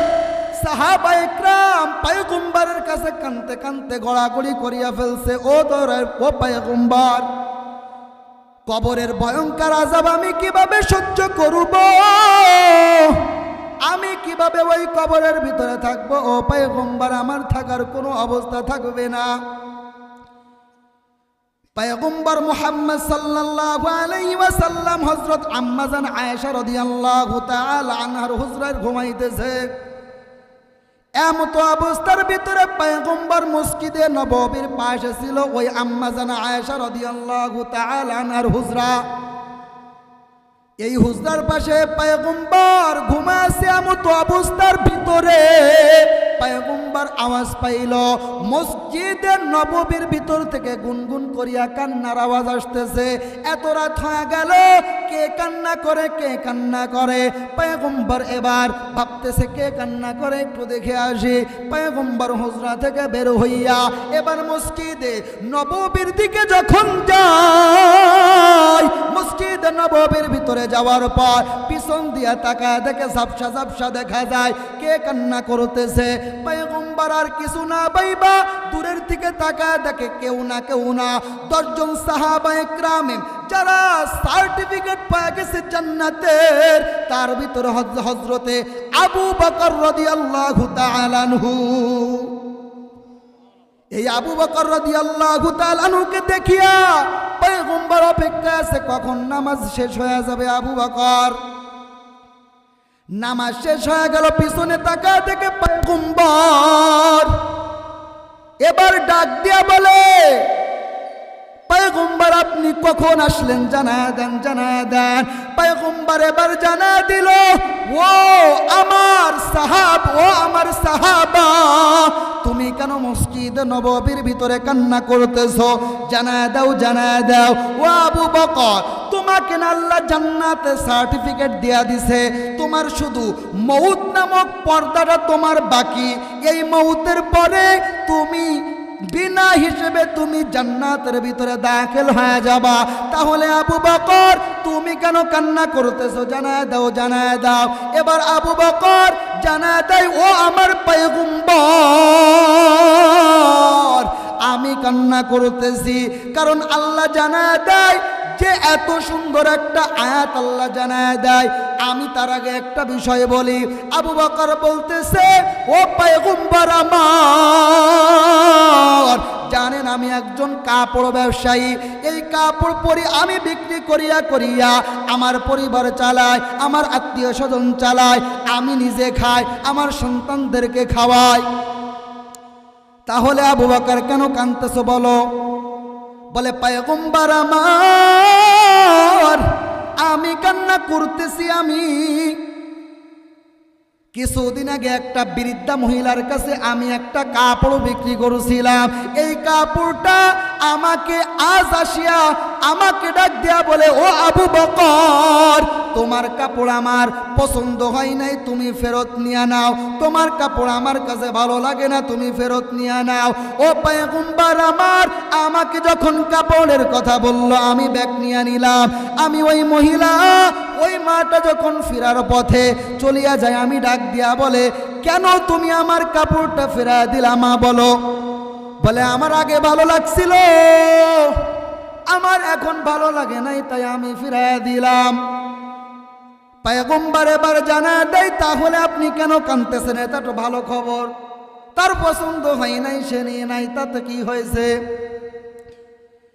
এবার আবু বকর রাদিয়াল্লাহু তাআলা আনহু জানা দেয়, ও পয়গম্বর আমার, আল্লাহ তো একটা পবিত্র কালামুল্লাহর ভিতরে একটা আয়াতে কারিমা তেলাওয়াত করিয়া বলছে, ইন্নাল্লাহা আশতারা মিনাল মুমিনিনা আনফুসাহুম ওয়া আমওয়ালাহুম বিআন্না লাহুমুল জান্নাহ।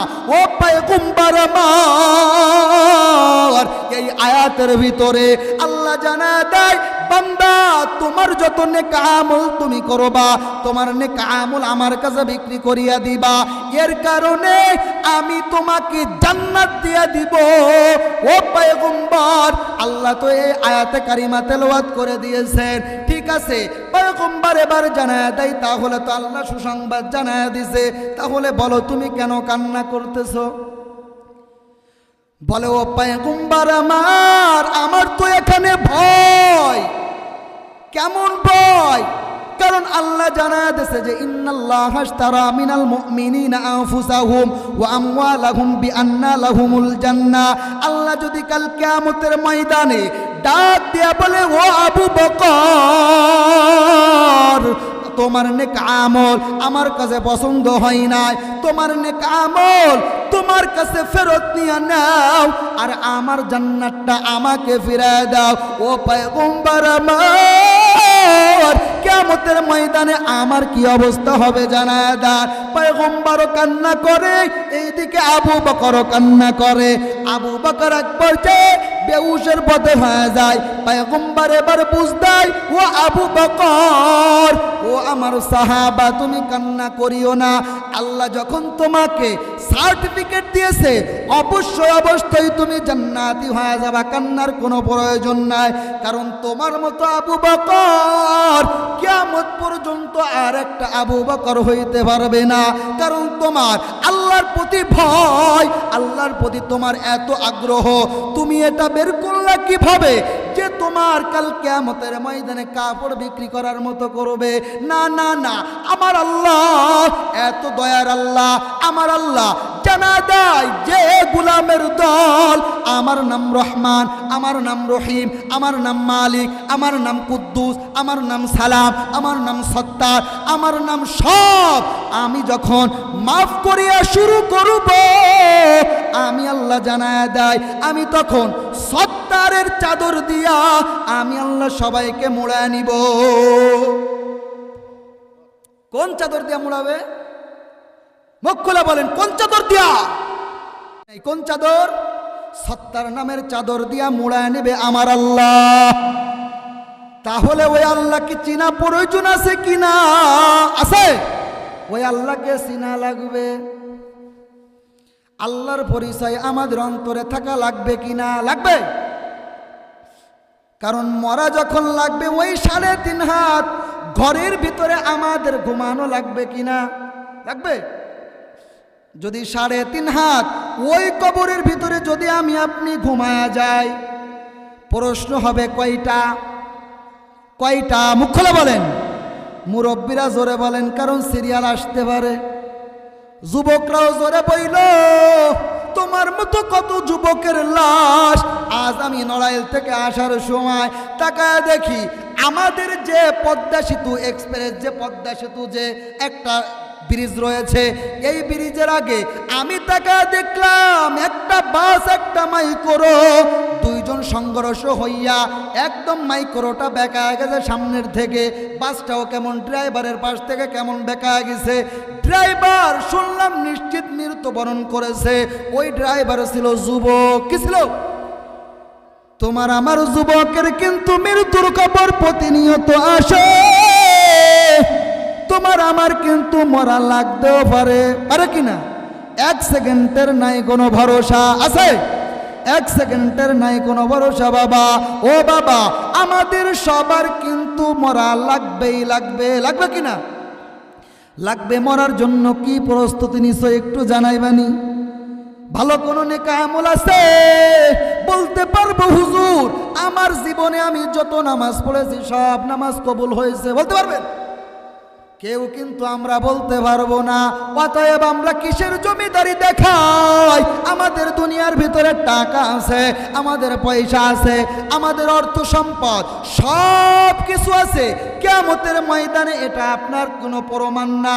এই টাকা দেখাইলে আপনি মাপ পাবেন না, আপনার জমি দেখাইলে আপনি মাপ পাবেন না, আপনার ক্ষমতা দেখাইলে আপনি মাপ পাবেন না, আপনার জমিদারি, আপনার যা কিছু আছে আপনি মাপ পাবেন?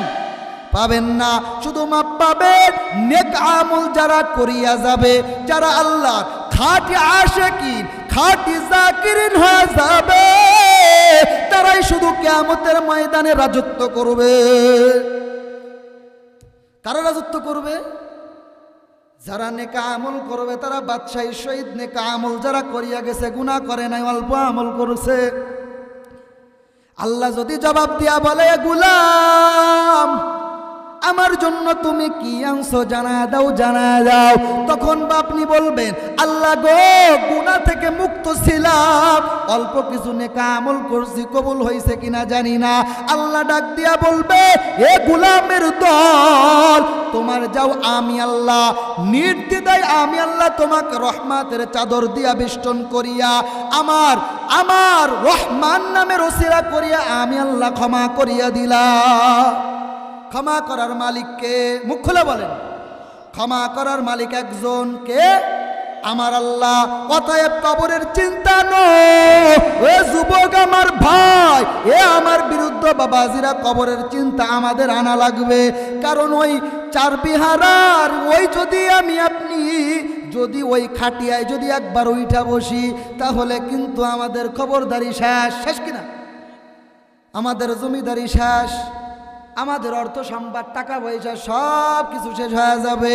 ও আমার পর্দালের মা বোনেরা, তোমার যে অর্থ, তোমার যে অলংকার আছে, তোমার যে ঘরে সাজুগুজু আছে, ও আমার মা বোনেরা, সব কিছু কিন্তু বিদায় হয়ে যাবে, সব কিন্তু তোমার কিন্তু হারায় যাবে।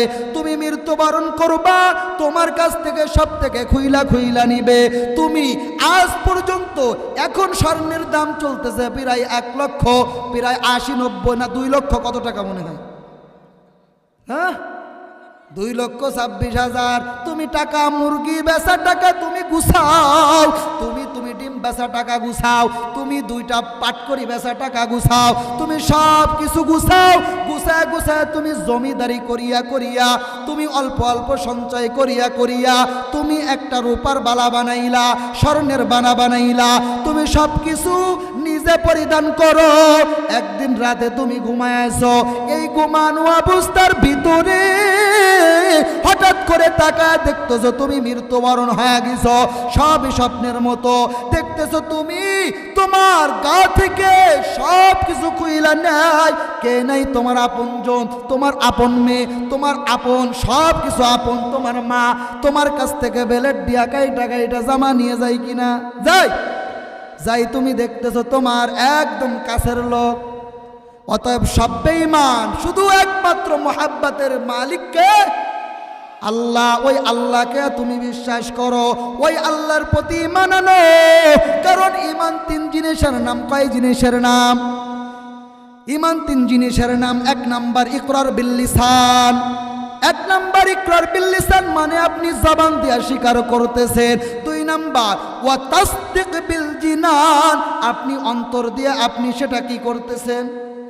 বিশ্বাস করতেছেন। 1 নাম্বার জবান দিয়ে আপনি বলতেছেন, 2 নাম্বার আপনি অন্তর দিয়ে আপনি বলতেছেন আমার আল্লাহ এক।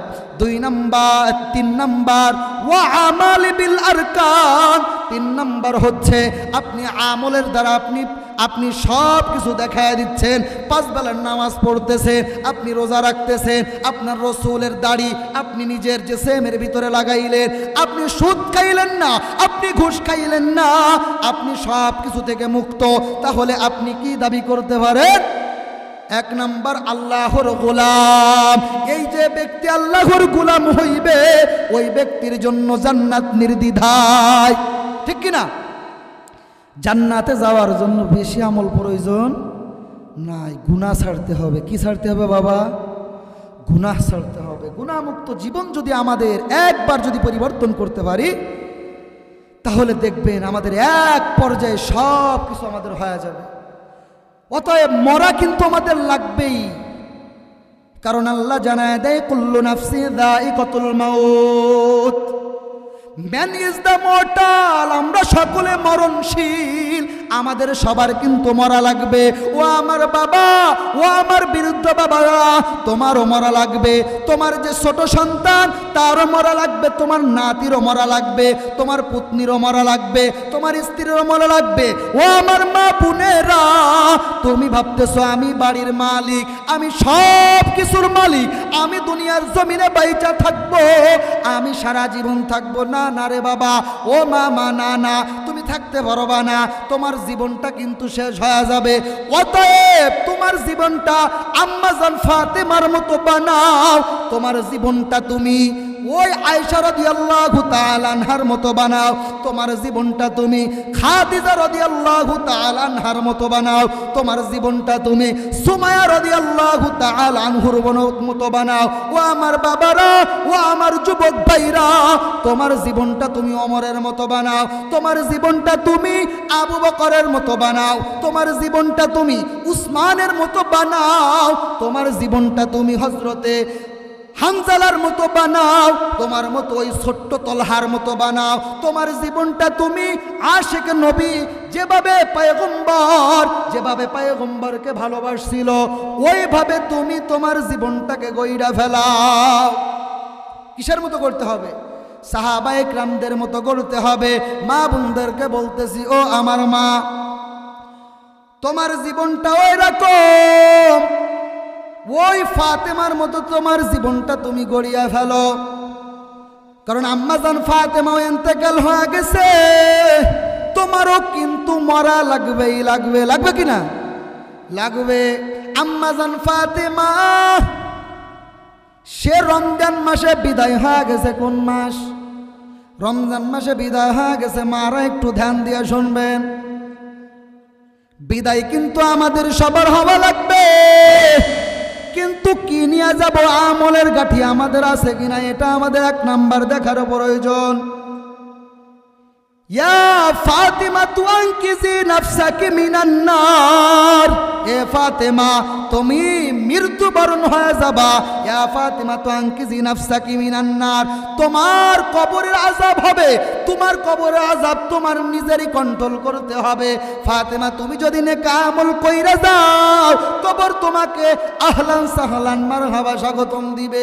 তুমি যদি বদ আমল নিয়ে যাও, তুমি কিন্তু সেইখানে তুমি পস্তাবা। কিভাবে? একটু শোনেন। আম্মাজান ফাতেমা রাদিয়াল্লাহু তাআলা আনহু রমজান মাসে ঘুমায় আছে, হঠাৎ করে পয়গম্বর স্বপ্নে হাজির। পয়গম্বর স্বপ্নে আয়েশা, আয়েশা এবার বলতেছে, ও আমার মেয়ে ফাতেমা, তোমার সাকরাত হয়ে যাবে, তুমি আলীর সাথে তুমি সেহরিটা আদায় করিয়া নিও, এবং আমি পয়গম্বরের সাথে তুমি ইফতারি করবা, তুমি জান্নাতে আয়েশা। এই স্বপ্ন দেখলো কে? হযরতে ফাতেমা রাদিয়াল্লাহু তাআলা আনহা এই স্বপ্ন দেখলো। এবার ফাতেমা ভাবতেছে যে রাসূলের স্বপ্ন তো সত্য, আমার বাবার স্বপ্ন তো সত্য, এটা তো বাস্তব। আমি স্বপ্ন যখন দেখছে, ঘুম ভাঙার পরে নিজের কাছে আয়েশা গেছে যে আমি মৃত্যুবরণ হয়ে যাব। আলীর সাথে সুন্দরভাবে সেহরি আদায় করলো। ও নেত্রকোনার মুসলমান আমার বাবারা, আলীর সাথে এক পর্যায়ে সেহরি আদায় করিয়া বসলো। সেহরি আদায় করার পর এমতো অবস্থার ভিতরে সকালে ফজরের নামাজ আদায় করলো। ফজরের নামাজ আদায় করিয়া ওইদিকে আলী গেছে মসজিদের ভিতরে নামাজ আদায় করার জন্য। আলী নামাজ পড়িয়া আসিয়া দেখে অন্যদিন ফাতেমা যাই নামাজ থেকে ওঠে না, কিছু ব্যক্তিগত নেক আমল করে, ওই নেক আমল আজ নাই, ওই নেক আমল আজ করতেছে না। কেন কেন কেন? এবার আলী তাকায়া দেখতেছে যে আমার স্ত্রী ওই দেখা যায় হাসান হুসাইনের জামা কাপড়গুলা সুন্দরভাবে কাইসা কাইসা দৌত করতেছে, কিছু আটা দিয়া কিছু রুটি বানায়া ওই রুটিগুলা বেশি পরিমাণ বানাইতেছে। আমি এক পর্যায়ে আলী প্রশ্ন করলাম, ও ফাতেমা আমার স্ত্রী, তুমি কেন এত রুটি বানাও? জানা দাও তুমি কেন এত রুটি বানাইতেছো বলো। ফাতেমার জবান দিয়া কোনো আওয়াজ নাই, কোনো কিছু বলতেছে না। এবার বলতেছে, আবার জিজ্ঞাসা করে, ও ফাতেমা, ও আমার স্ত্রী, কেন তুমি এত রুটি বানাও? হাসান হুসাইনের জামা কাপড়গুলা তুমি এত বারবার ধুইতেছো কেন জানায় দাও। ফাতেমা এবার বলে, ও আমার প্রাণের স্বামী, আসেন আপনার সাথে আমার নিবিড়ে রিপ্পিতে একটু কথা আছে, আসেন একটু পাশে আসেন। এবার পাশে আলীকে নিয়ে যায়, আলীকে নেওয়ার পর এবার জানায় দেয়, ও আমার প্রাণের আমার প্রাণের স্বামী, শুই না রাখেন একটা বিষয়, আমি দুনিয়ায় আর থাকবো না, কারণ আমার বাবা গত রাতে আমাকে স্বপ্ন দেখায়, বলে আমাকে বলে, ও আমার মেয়ে ফাতেমা, শুই না রাখো রে মা, তুমি আমার সাথে ইফতারি করবা, আলীর সাথে সেহরি কইর। ও স্বামী আমার, আমি এই জন্য আমি কান্না করতেছি, আর আমি রুটি বানাইতেছি, হাসান হুসাইনের জামা কাপড়গুলা আমি ধৌত করতেছি। এই কথা যখন বলল, এবার আলী কান্না জড়িত কণ্ঠে ডাক দিয়া বলে, ও আমার স্ত্রী, তুমি বিদায় হয়ে যাবা, আমি কাকে নিয়ে থাকবো? ও স্ত্রী, তুমি আমাকে জানায় দাও, জানায় দাও। আলী চিন্তিত। এবার হাসান হুসাইন দুই ভাই মায়ের কাছে আইসা ডাক দিয়া বলে, ও মা, তোমরা কি নিয়ে আলাপ করতেছো? বলে, কি নিয়ে আলাপ করতেছো? ফাতেমা এবার জানা দেয়, ও আমার কলিজার রত্ন, যাও তোমরা নানার কবরের কাছ থেকে একটু ঘুরে আসো। হাসান হুসাইন দুই ভাই ছোট, কিছু না বুঝা নানার কবরের দিকে গেছে। যাইয়া সেখানে নানার কবরের উপরে দুই ভাই লাফালাফি করতেছে। পয়গম্বর যখন জীবিত ছিলেন, পয়গম্বর হাসান হুসাইন ওই নাতিকে কাঁধের ভিতরে নিচে, শুনছেন না, খুব আদর করতেন। হাসান হুসাইন দুই ভাই নানার ওই কবরের উপরে লাফালাফি করতেছে। এবার ভিতর থেকে একটা আওয়াজ, ও হাসান, ও হুসাইন, যাও মায়ের কাছে যাও, যাইয়া তুমি মায়ের সাথে শেষ দেখা নিয়ে নাও। ও হাসান আমার ভাই, যাও যাও মায়ের সাথে দেখা কইরা নাও। শেষ পর্যায়ে এবার হাসান, এবার হুসাইন মায়ের কাছে যাইয়া ডাক দিয়া বলে, ও মা, তুমি বিদায় হয়ে যাবা, তুমি আমাকে বলো নাই তো কি হয়েছে? আমার নানা জান কবর থেকে গায়েবী আওয়াজে আমাকে বইলা দিছে, ও আমার কলিজার রত্ন মা, ও আমার কলিজার মা, তুমি বিদায় হয়ে যাবা, বলো নাই তো কি হয়েছে? আমি সব কিছু যাই না গেছি। ফাতেমা এবার দুই সন্তানকে জড়াই ধইরা ডাক দিয়া বলে, ও আমার বাবা, ও হাসান হুসাইন, তোমরা কান্না কইরো না, আমি বা বিদায়ের পর আমাকে আমার জন্য দোয়া কইরো, আমি বিদায় হওয়ার পর আর তোমার বাবার সাথে ভালোভাবে থাইকো। খবরদার খবরদার, দুই ভাই ঝগড়া করবা না, দুই ভাই বাবার সাথে খারাপ আচরণ করবা না। এইভাবে যখন মা ওসিয়াত করলো, মা ওসিয়াত কইরা কইরা এক পর্যায়ে ইফতারির সময় ঘনায় আসে। এমতো অবস্থার ভিতরে এবার আলীর উরুদের পরে ফাতেমা রাদিয়াল্লাহু তাআলা আনহা মাথা রাখছে। এই সময় সাকরাত হয়ে যাবে একটু আগে। এমতো অবস্থায় ওই ফাতেমার ইমান দেখেন কেমন মজবুত।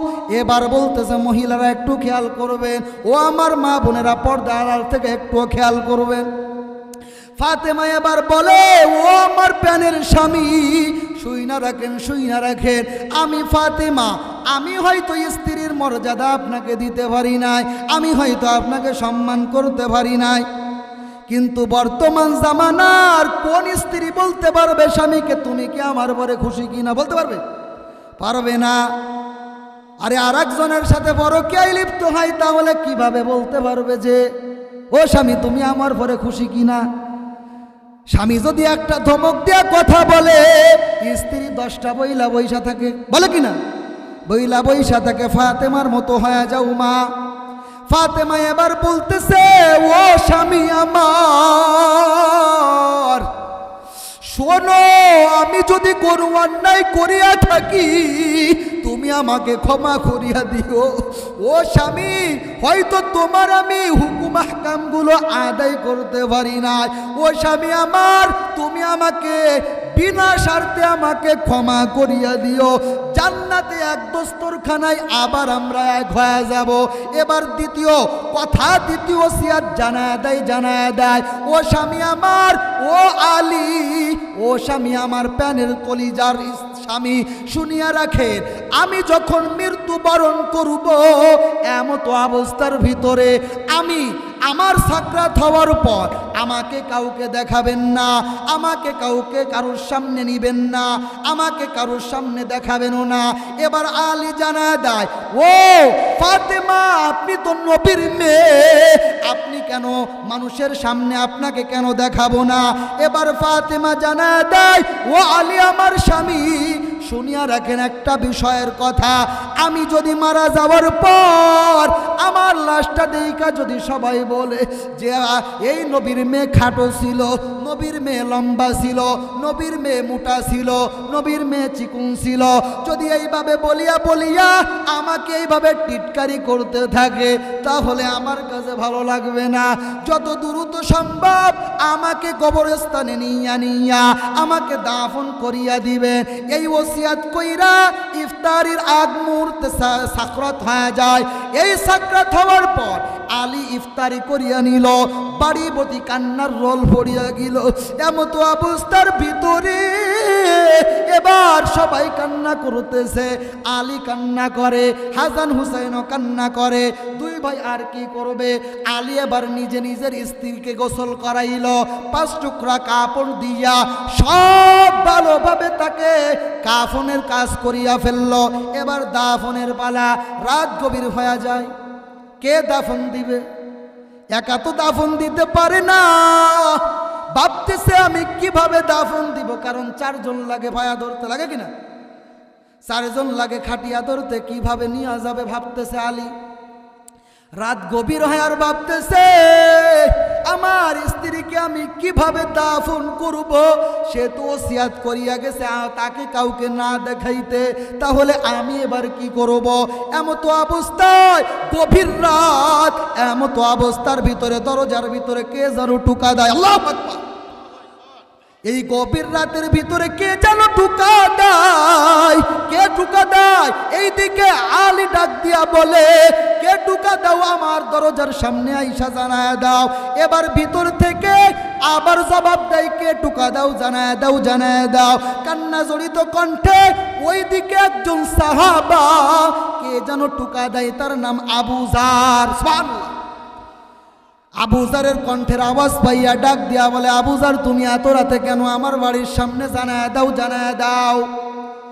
আবু জার এবার বলতেছে, ও আলী, আমি একা আসি নাই, আমি কোনো কিছু জানিও না, আমি ঘুমাইছিলাম, আমার কাছে আমার পয়গম্বর আইসা ডাক দিয়া বলে, ও আবু জার, তুমি আমার জীবনকালে তুমি খাদেম ছিলা, হযরতে আবু জার গিফারি खादमे खैरुल बशार, खिदमतों से जिंदगी भर ना बनाया अपना घर। এই আবু জার কেমন সাহাবা! এই আবু জার ছিল নিজের কোনো ঘর বানাই নাই, পয়গম্বরের খেদমত করতে করতে পয়গম্বরের এমনভাবে খেদমত করছে, পয়গম্বরের কাছ থেকে নড়ে নাই, নিজের একটা ঘর বানানোর সুযোগ পাই নাই। এমন দামি সাহাবা। বলুন সুবহানাল্লাহ। এই সাহাবাকে আসমানের ফেরেশতা চেনে। কি কারণে চেনে? শুনিয়ালান, শুনিয়ানান। এ নেত্রকোনারবাসী কিভাবে চেনে শোনেন। জিবরিল আমিন একবার পয়গম্বরকে জানায় দেয়, ও পয়গম্বর, ওই দেখেন চাদর মুড়ি দিয়া কে হাইটা যাইছেন এমনি। বলে, আমার আবু জার ওই যায়। বলে, আপনি কিভাবে চেনেন জিবরিল আমিন? বলে, আমি শুধু একা চিনি না, আসমানের সমস্ত ফেরেশতারা তাকে চেনে। কিভাবে চেনে? এবার পয়গম্বর জানায় দেয় আমার ওই সাহাবাকে কিভাবে চেনে শুনিয়ালেন। আমার ওই সাহাবাকে কিভাবে চেনেন জানায় দেয়। বলে, তার 2টা আমল সব থেকে প্রিয় হয়ে গেছে ওই আল্লাহর দরবারে ফেরেশতাদের কাছে ফিরিও কি দুইটা আমল। এই দুইটা আমল আমাদের নিজের জিন্দেগির ভিতরে এবার খাটাবো। মুখ খেয়াল দিয়া শুনবেন, অন্তরের দিল দিয়া শুনবেন যুবক, প্রস্তুত? এই দুইটা আমরা সব সময় আমরা আমল করব। এক নাম্বার, জিবরিল আমিন জানায়া দেয় আমার ওই আপনার ওই সাহাবা আবু যার, সে নিজেকে নিজে সব থেকে ছোট মনে করে। কি করে? নিজেকে নিজে ছোট মনে করে। নিজেকে নিজে ছোট মনে যে ব্যক্তি করতে পারে ওই ব্যক্তি খাঁটি আল্লাহর পাগল। কারণ আপনি নিজেকে বলত্ব মনে করবেন, আপনার অহংকার হয়ে যাবে। আপনি যদি অহংকারী হয়ে যান তাহলে আপনি জান্নাতের কাছে যাইতে পারবেন না, জান্নাতের সিটা ফুটাও পাবেন না। আবু দাউদের শরীফের ভিতরে পয়গম্বর জানায়া দেয় ইয়াকুম ওয়াল হাসাদা ফাইন্নাল হাসাদাতি কামা তাকুলুন নারুল হাতাব। যে কিনা এক বিন্দু সিটা ফুটা নেক আমল, এক বিন্দু সিটা ফিটা অহংকার যার অন্তরের ভিতরে থাকবে ওই ব্যক্তি জান্নাতের ভিতরে যাইতে পারবে না। বলেন নাউজুবিল্লাহ। ওই ব্যক্তি জান্নাতে যাইতে পারবে না। অতএব নেক আমল আমাদের করা লাগবে কিনা? মুখ খোলা বলে লাগবে। অহংকার করা যাবে? যাবে না। সরষার দানার পরিমাণ অহংকার করা যাবে? যাবে না রে বাবা। অতএব আমার আপনার দিলটাকে কন্ট্রোল করিয়া রাখতে হবে, নিজেকে নিজে ছোট মনে করতে হবে। 2 নম্বর আমল, সূরা ইখলাসের আমল করা লাগবে। কিসের আমল? এবার জিবরিল আমিন জানায় দেয় পয়গম্বর আপনার ওই আবু যারের এত নেক আমল কিভাবে হইল? সে এত পরিমাণ সূরা ইখলাসটা তেলাওয়াত করে, এত পরিমাণ সূরা ইখলাস তেলাওয়াত করে, এই তেলাওয়াতের দ্বারা এত পরিমাণ আমল করেছে কিয়ামত পর্যন্ত আপনার যত উম্মতি আসবে ওই আমল, এই সূরা ইখলাসের আমল তারা করতে পারবে না, এত পরিমাণ। সুবহানাল্লাহ। তাহলে আমাদের ইখলাসের আমল বাড়াইতে হবে কি হবে না? হবে। ইখলাসের আমল আমাদের বাড়ানো লাগবে। 3 বার ইখলাস যদি পড়ি 1 খতম কোরআনের সওয়াব হয়ে যায়। হাদিসের কথা, ইয়াসিন সূরা পড়বেন 10 খতম কোরআনের সওয়াব পাওয়া যাবেন। এগুলো পড়া লাগবে কিনা? সামনে রমজান মাস, আমাদের ইবাদত করা লাগবে কি লাগবে না? বলেন লাগবে। রমজান মাসে যদি আপনি 1 টাকা দান করেন 90 টাকার সওয়াব, শুনি না? ঠিক তদ্রূপভাবে একটা আলিফ যদি পড়েন, একটা লফজ পড়েন কোরআন থেকে, একটা অক্ষর পড়বেন, এই পড়ার দ্বারা আপনার নেক আমলের ভিতরে অন্য মাসে 10 নেকি, ওই মাসে 90 নেকির থেকে দ্বিগুণ হয়ে যাবে। তাহলে রমজান মাসে কোরআনি খেদমত আমাদের করা লাগবে কি লাগবে না? বলেন। এবার ফাতেমা বলতেছে, ও স্বামী আমার এই 2টা ওসিয়াত আপনি মাইনা চলবেন। এই আবু যার এবার ঘরের সামনে টুকা দেয় পরিচিত হয়ে যায়। এই আবু যার এত দামি সাহাবা, আবু যারকে দেখা এবার আলী ডাক দিয়া বলতেছে, ও আবু যার তুমি কেন আসলা? বলে আমি আসছি নাই, আমাকে পয়গম্বর স্বপ্ন যুগে দেখায়া আমাকে আপনার দরজা পর্যন্ত আইনা দিছে। কেন আনছে? বলে ডাক দিয়া বলতেছে, এটাও আবু যার বলতেছে, ওই মা ফাতেমা আর নাই, তাকে কবরস্থ করা লাগবে। আর মা ফাতেমা নাই, তাকে কবরস্থ করা লাগবে। এই জন্য আমি আসছি।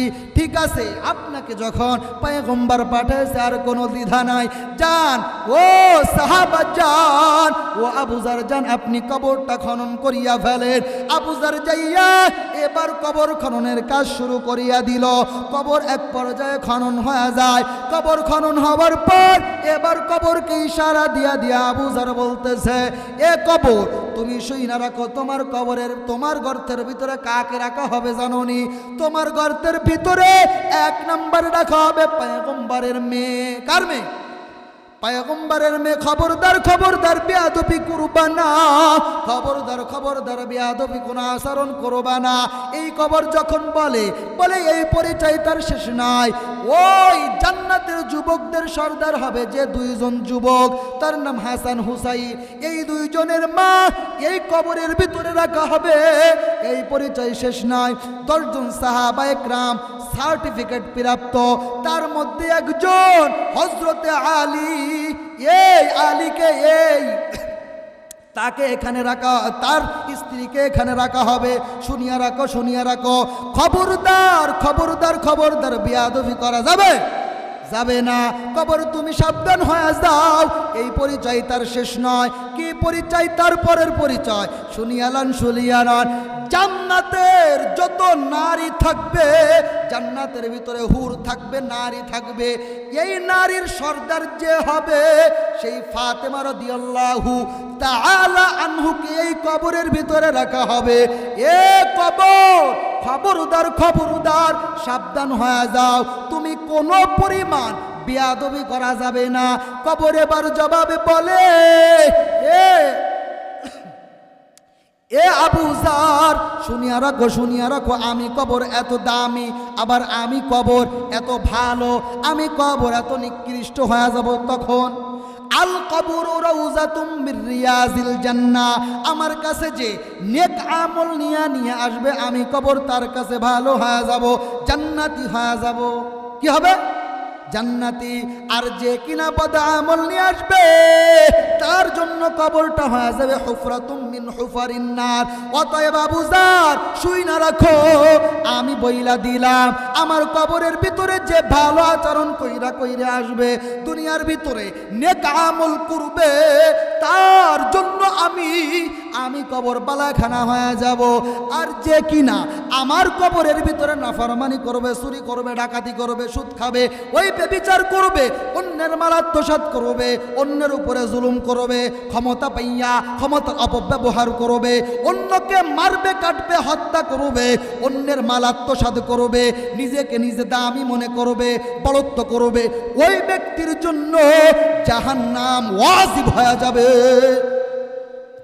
আর একটু জোরে বল নাউজুবিল্লাহ। এইগুলো করা যাবে?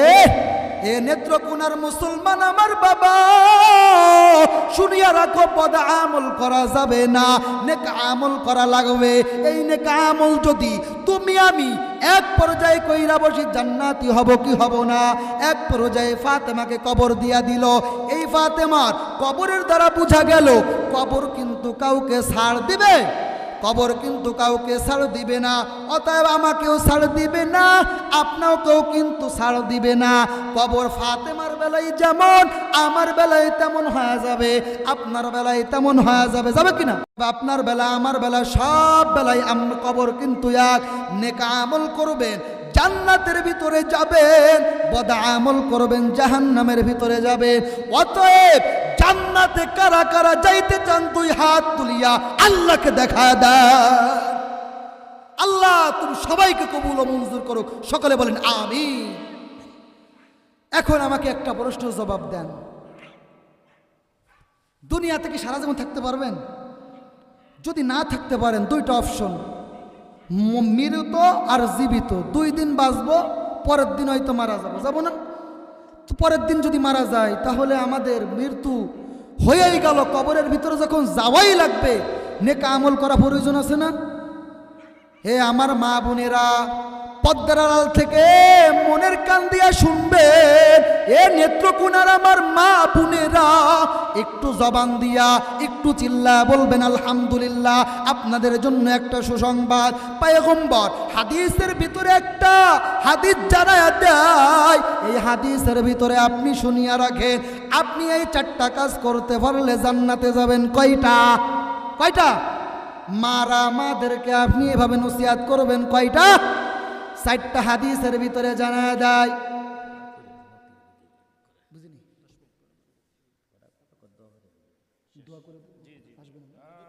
আচ্ছা ইনশাআল্লাহ। 4টা জিনিস। কয়টা?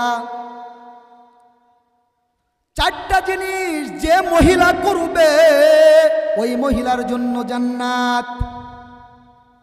পয়গম্বর হাদিসের ভিতরে জানায় দেয়, কি জানায় দেয়? আন আবি হুরায়রা রাদিয়াল্লাহু তাআলা আনহু قال قال رسول الله صلى الله عليه وسلم إذا صلت المرأة خمسها। ও আমার মা বোনেরা, এই বিষয়ের উপরে একটু জাস্টিফাই করো, খেয়াল করো।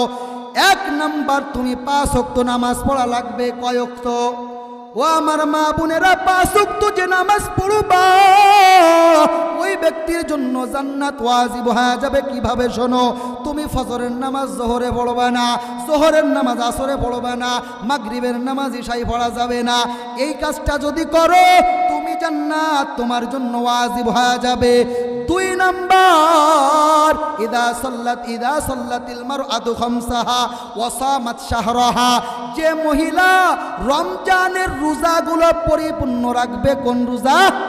রমজানের রোজা যে ব্যক্তি পরিপূর্ণ রাখবে, ওই মা বোনদের জন্য জানা যায় আমার পয়গম্বর, ওই মা বোনেরা জান্নাতে যাবে নির্দ্বিধায়। এবার 3 নাম্বার, ওয়া হাফিজাত ফারজাহা। যে মহিলা তার নিজের ইজ্জতকে, তার সতীত্বকে বজায় রাখতে পারবে। ও আমার যুবতী বোন, ও আমার নেত্রকোনার যুবতী বোন, তোমাদেরকে আমি উদ্দেশ্য করে বলি, তুমি বয়ফ্রেন্ড বানায়ো না। তোমার জীবনটাকে তুমি হেফাজত করো, তোমার সতীত্বকে তুমি হেফাজত করো। তুমি যদি হেফাজত করতে পারো, তোমার জন্য এত সুসংবাদ রয়েছে, সামনে বলবো। এই যে দেখো, ও আমার মা বোনেরা, তোমার নিজের সতীত্বকে বজায় রাখো।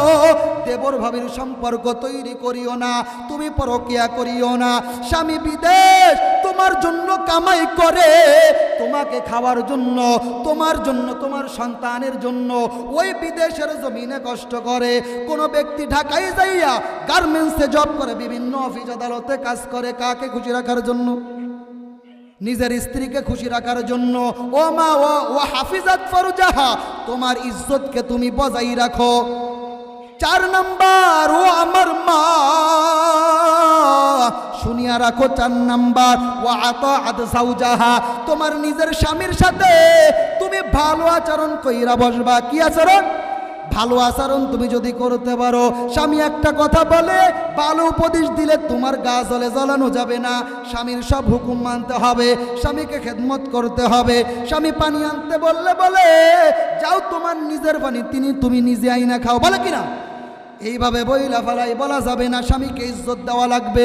যে মহিলা এই 4টি কাজ করতে পারবে, 1 নাম্বার 5 ওয়াক্ত নামাজ পড়বে, 2 নাম্বার রমজান মাসের রোজা যে ব্যক্তি রাখতে পারবে, 3 নাম্বার নিজের ইজ্জতটাকে যে সতীত্ব বজায় রাখতে পারবে, হাদিসের কথা।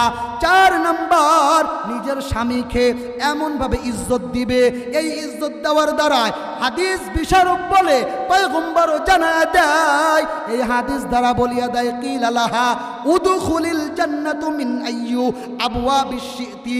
এই হাদিস দ্বারা জানা দেয়, ও মা, ও বোন, তোমার জান্নাতের যে দরজা দিয়া পছন্দ হবে, ওই দরজা দিয়া তুমি দাখিল হয়ে যাবা, তুমি প্রবেশ করতে পারবা। বলেন না সুবহানাল্লাহ। ও আমার মা বোনেরা, পর্দা আলার থেকে যে হাদিসটা শুনলেন, এই হাদিসটা বুখারী শরীফের হাদিস, মুসলিম শরীফের হাদিস, দুর্বল কোনো হাদিস নাই। দুর্বল হাদিস, মুফতি সাহেব, দুর্বল হাদিস। এই হাদিসটা খুবই দামি হাদিস, এই দামি হাদিস, খুবই দামি হাদিস। মা বোনেরা, আপনারা যদি এই নিজের সতীত্ব বজায় রাখেন, 5 ওয়াক্ত নামাজ পড়েন, রমজানের রোজা রাখেন, স্বামীকে খেদমত করেন, জান্নাত আপনার জন্য অল্প আমলি নাজাতের জন্য যথেষ্ট। ইনশাআল্লাহ। মানবো কি মানবো না? এ আমার যুবক ভাই, শুরু থেকে যে কথাগুলো বললাম, প্রায় 2 ঘন্টা হয় না, একটু কম আছে মনে হয়। অত রাত পর্যন্ত যদি বলি, একটা দর্শের মতো। আমি যা কথাগুলো বললাম, এখন খালি কানে সুখ লাগবে, যে কথাগুলো বললাম নিজের আমলে পরিণত করতে হবে, ঠিক কিনা? যে কথাগুলো বললাম আবার একটু জাস্টিফাই করব কি করব না? করব।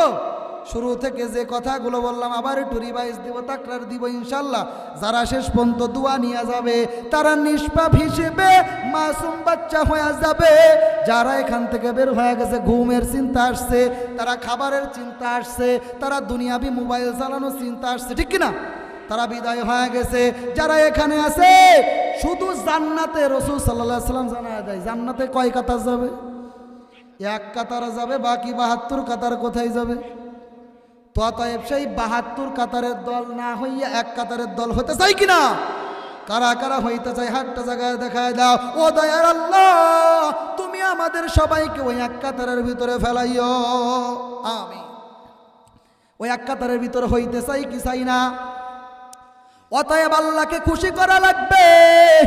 এক নাম্বার বলছিলাম ইবাদুর রহমানের গুণ হওয়া লাগবে। নিজেকে নিজে ছোট মনে করতে হবে, বড়ত্ব ভাব দেখানো যাবে না। আল্লাহ আকল দান করছে, ফারিকুম ফিল জান্নাতি ওয়া ফারিকুম ফিস সাইর, একটা রাস্তা জান্নাত আর একটা জাহান্নাম। এটা বিবেচনা করিয়া তোমার জীবনটা কাটাইতে হবে। এই হাদিস যে দুইটা বললাম রমজান সম্পর্কে, সামনে রমজান মাস আসতেছে, আপনার আসমানের দরজা খুলিয়া দিবে, আপনার দিকে জাহান্নাম আপনার দরজা বন্ধ করে দিবে, শয়তানকে আবদ্ধ করবে, জান্নাতের 8টি গেট খুলিয়া দিবে। এখন আপনি নেক আমল করিয়া করিয়া কোন 8 গেটের থেকে আপনি প্রবেশ করবেন একটু নিজে নিজে বিবেচনা করিয়া দেখিয়ে দেখা লাগবে কিনা?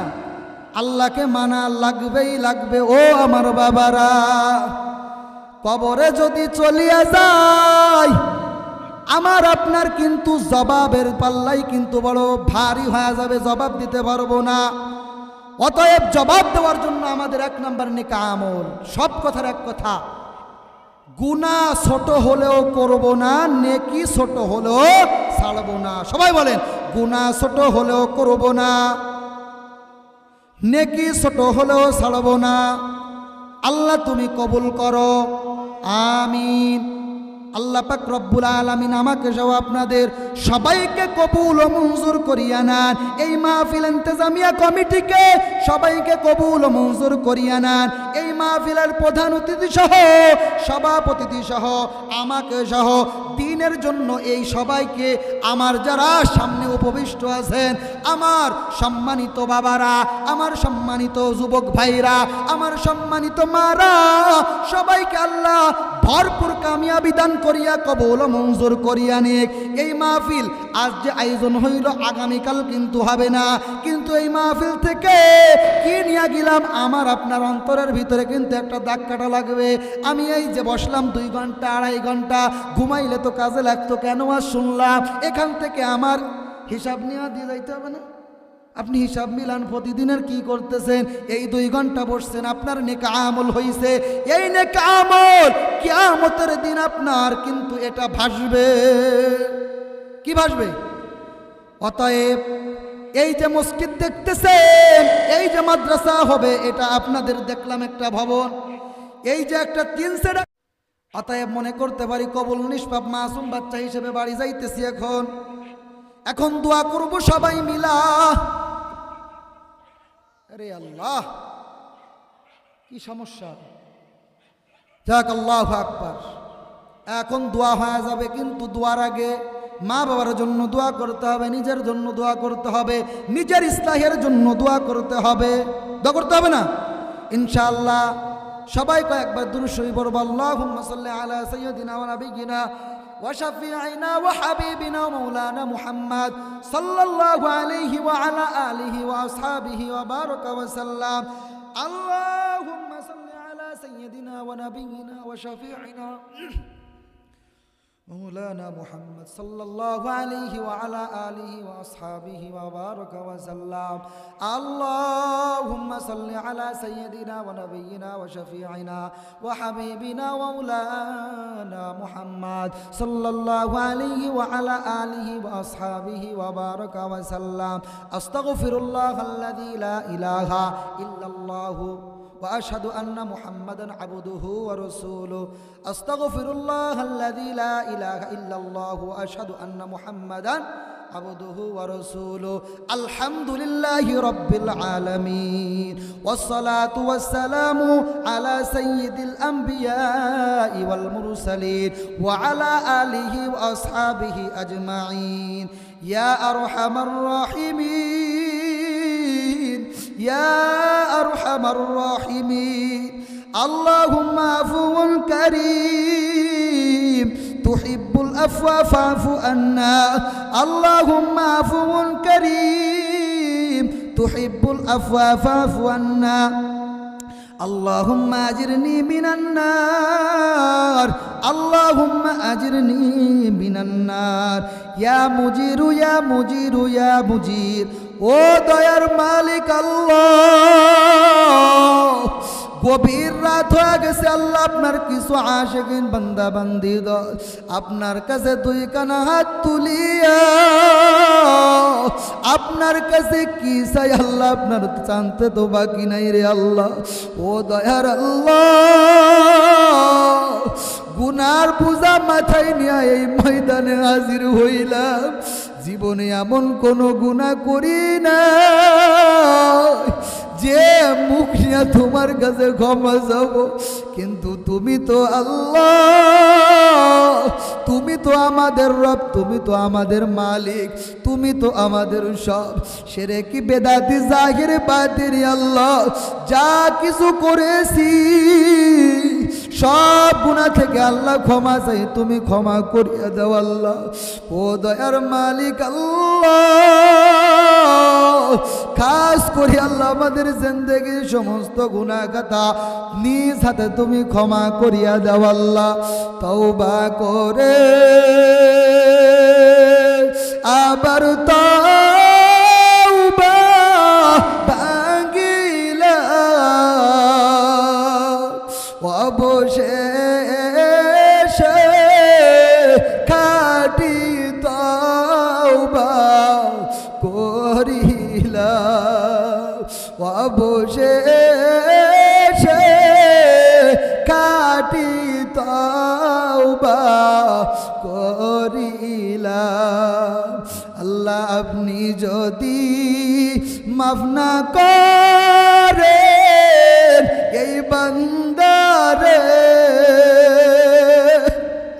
বলে না আপনার বান্দা যাবে কার কাছে, আল্লাহ বলে না আপনার বান্দা যাবে কার কাছে। আল্লাহ গভীর রাত হয়ে গেছে, সব আদালত বন্ধ, তোমার আদালত খোলা। আল্লাহ কোনো যদি অফিসে যাইয়া এখন যদি কোনো কিছু আপিল করতে যায়, বলবে যাও সকালে আসিও, আল্লাহ তোমার দরবার তো সব সময় খোলা। আল্লাহ তুমি আমাদেরকে ক্ষমা করিয়া দাও আল্লাহ। তুমি যদি ক্ষমা না করো কার কাছে যাইয়া ক্ষমা যাব? আর কোনো দরবার নাই রে আল্লাহ। খাস করি আল্লাহ ক্ষমা করিয়া দাও আল্লাহ। ও দয়ার মালিক আল্লাহ, আমাদের আহলে বাইয়ের থেকে যারা ওই গহীন অন্ধকার কবরে চলে গেল, ও দয়ার মালিক আল্লাহ তাদেরকে আল্লাহ ক্ষমা করিয়া দেন আল্লাহ। ও দয়ার মালিক আল্লাহ, যারা আমাদের বাবা ছিল বিদায় নিয়ে চলিয়ে গেছে আল্লাহ, এই শীতের রাতে আমরা কম্বল নিয়ে ঘুমাই, তারা কম্বল নিতে পারেন আল্লাহ। সেই মা বাবা কোথায় আজ 10 মাস 10 দিন পেটে রাখলো আল্লাহ, 2 বছর দুধ খাইয়া 12 বছর বা 20 বছর পর্যন্ত আমাদের মানুষ করলো, মানুষের মতো মানুষ করিয়া ফেললো। সেই মাছ কবরে তাকে কিছু দিতে পারি না। ও দয়ার আল্লাহ, সেই মা বাবার জন্য দোয়া করি, সেই মা বাবাকে আল্লাহ আপনি পরিপূর্ণ ক্ষমা করিয়া দেন আল্লাহ। ও দয়ার মালিক আল্লাহ, এই মাহফিলকে দিনের ওসিলা করিয়া দিনের জন্য কবুল ও মঞ্জুর করিয়া নেন আল্লাহ। ও দয়ার মালিক আল্লাহ, যারা এই মাহফিল ইন্তজামিয়া আল্লাহ যে কমিটি যারা বাস্তবায়ন করলো, সবাইকে দিনের জন্য কবুল ও মঞ্জুর করিয়া নেন আল্লাহ। আল্লাহ শ্রোতা বক্তাদেরকে আপনি সবাইকে দিনের জন্য কবুল ও মঞ্জুর করিয়া নেন আল্লাহ। ও দয়ার মালিক আল্লাহ, খাস করি আল্লাহ আমাদের মধ্যে যারা অসুস্থতায় ভুগছে সবাইকে শিফায়ে আমিলা আজিলা দান করেন আল্লাহ। ও দয়ার মালিক আল্লাহ, খাস করে আল্লাহ যারা আমাদের মধ্যে ঋণগ্রস্ত আছে ঋণ থেকে পরিত্রাণ পাওয়ার তৌফিক দান করেন আল্লাহ। হালাল রুজি কামাই করার তৌফিক দান করেন, হারাম থেকে বাঁচিবার তৌফিক দান করেন আল্লাহ। সুদ মুক্ত জীবন দান করেন আল্লাহ, ঘুষ মুক্ত জীবন দান করেন আল্লাহ, ঈমান যুক্ত জীবন দান করেন আল্লাহ।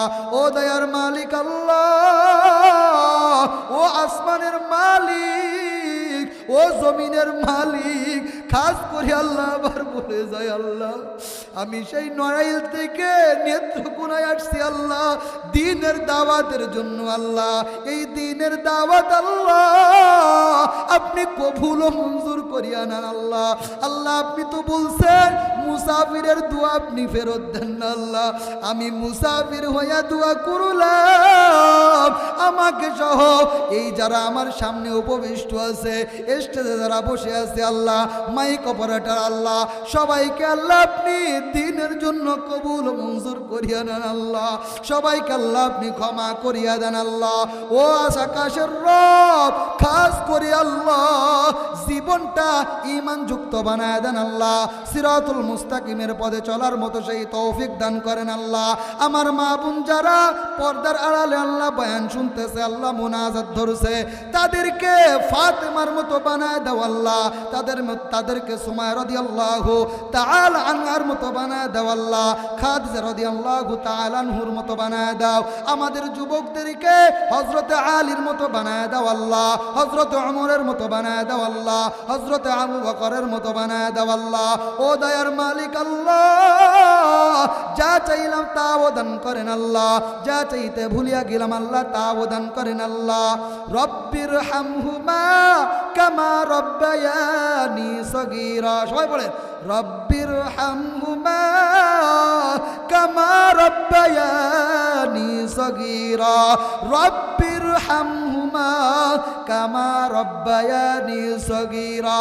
ও আকাশের রব, যখন মউতের ডাক দিবা এই লফজটা জবান দিয়া সুন্দর করে স্পষ্ট করিয়া বাহির করিয়া দিও আল্লাহ। লা ইলাহা ইল্লাল্লাহু মুহাম্মাদুর রাসূলুল্লাহ সাল্লাল্লাহু আলাইহি ওয়াসাল্লাম। আসসালামু আলাইকুম ওয়া রাহমাতুল্লাহি ওয়া বারাকাতুহু।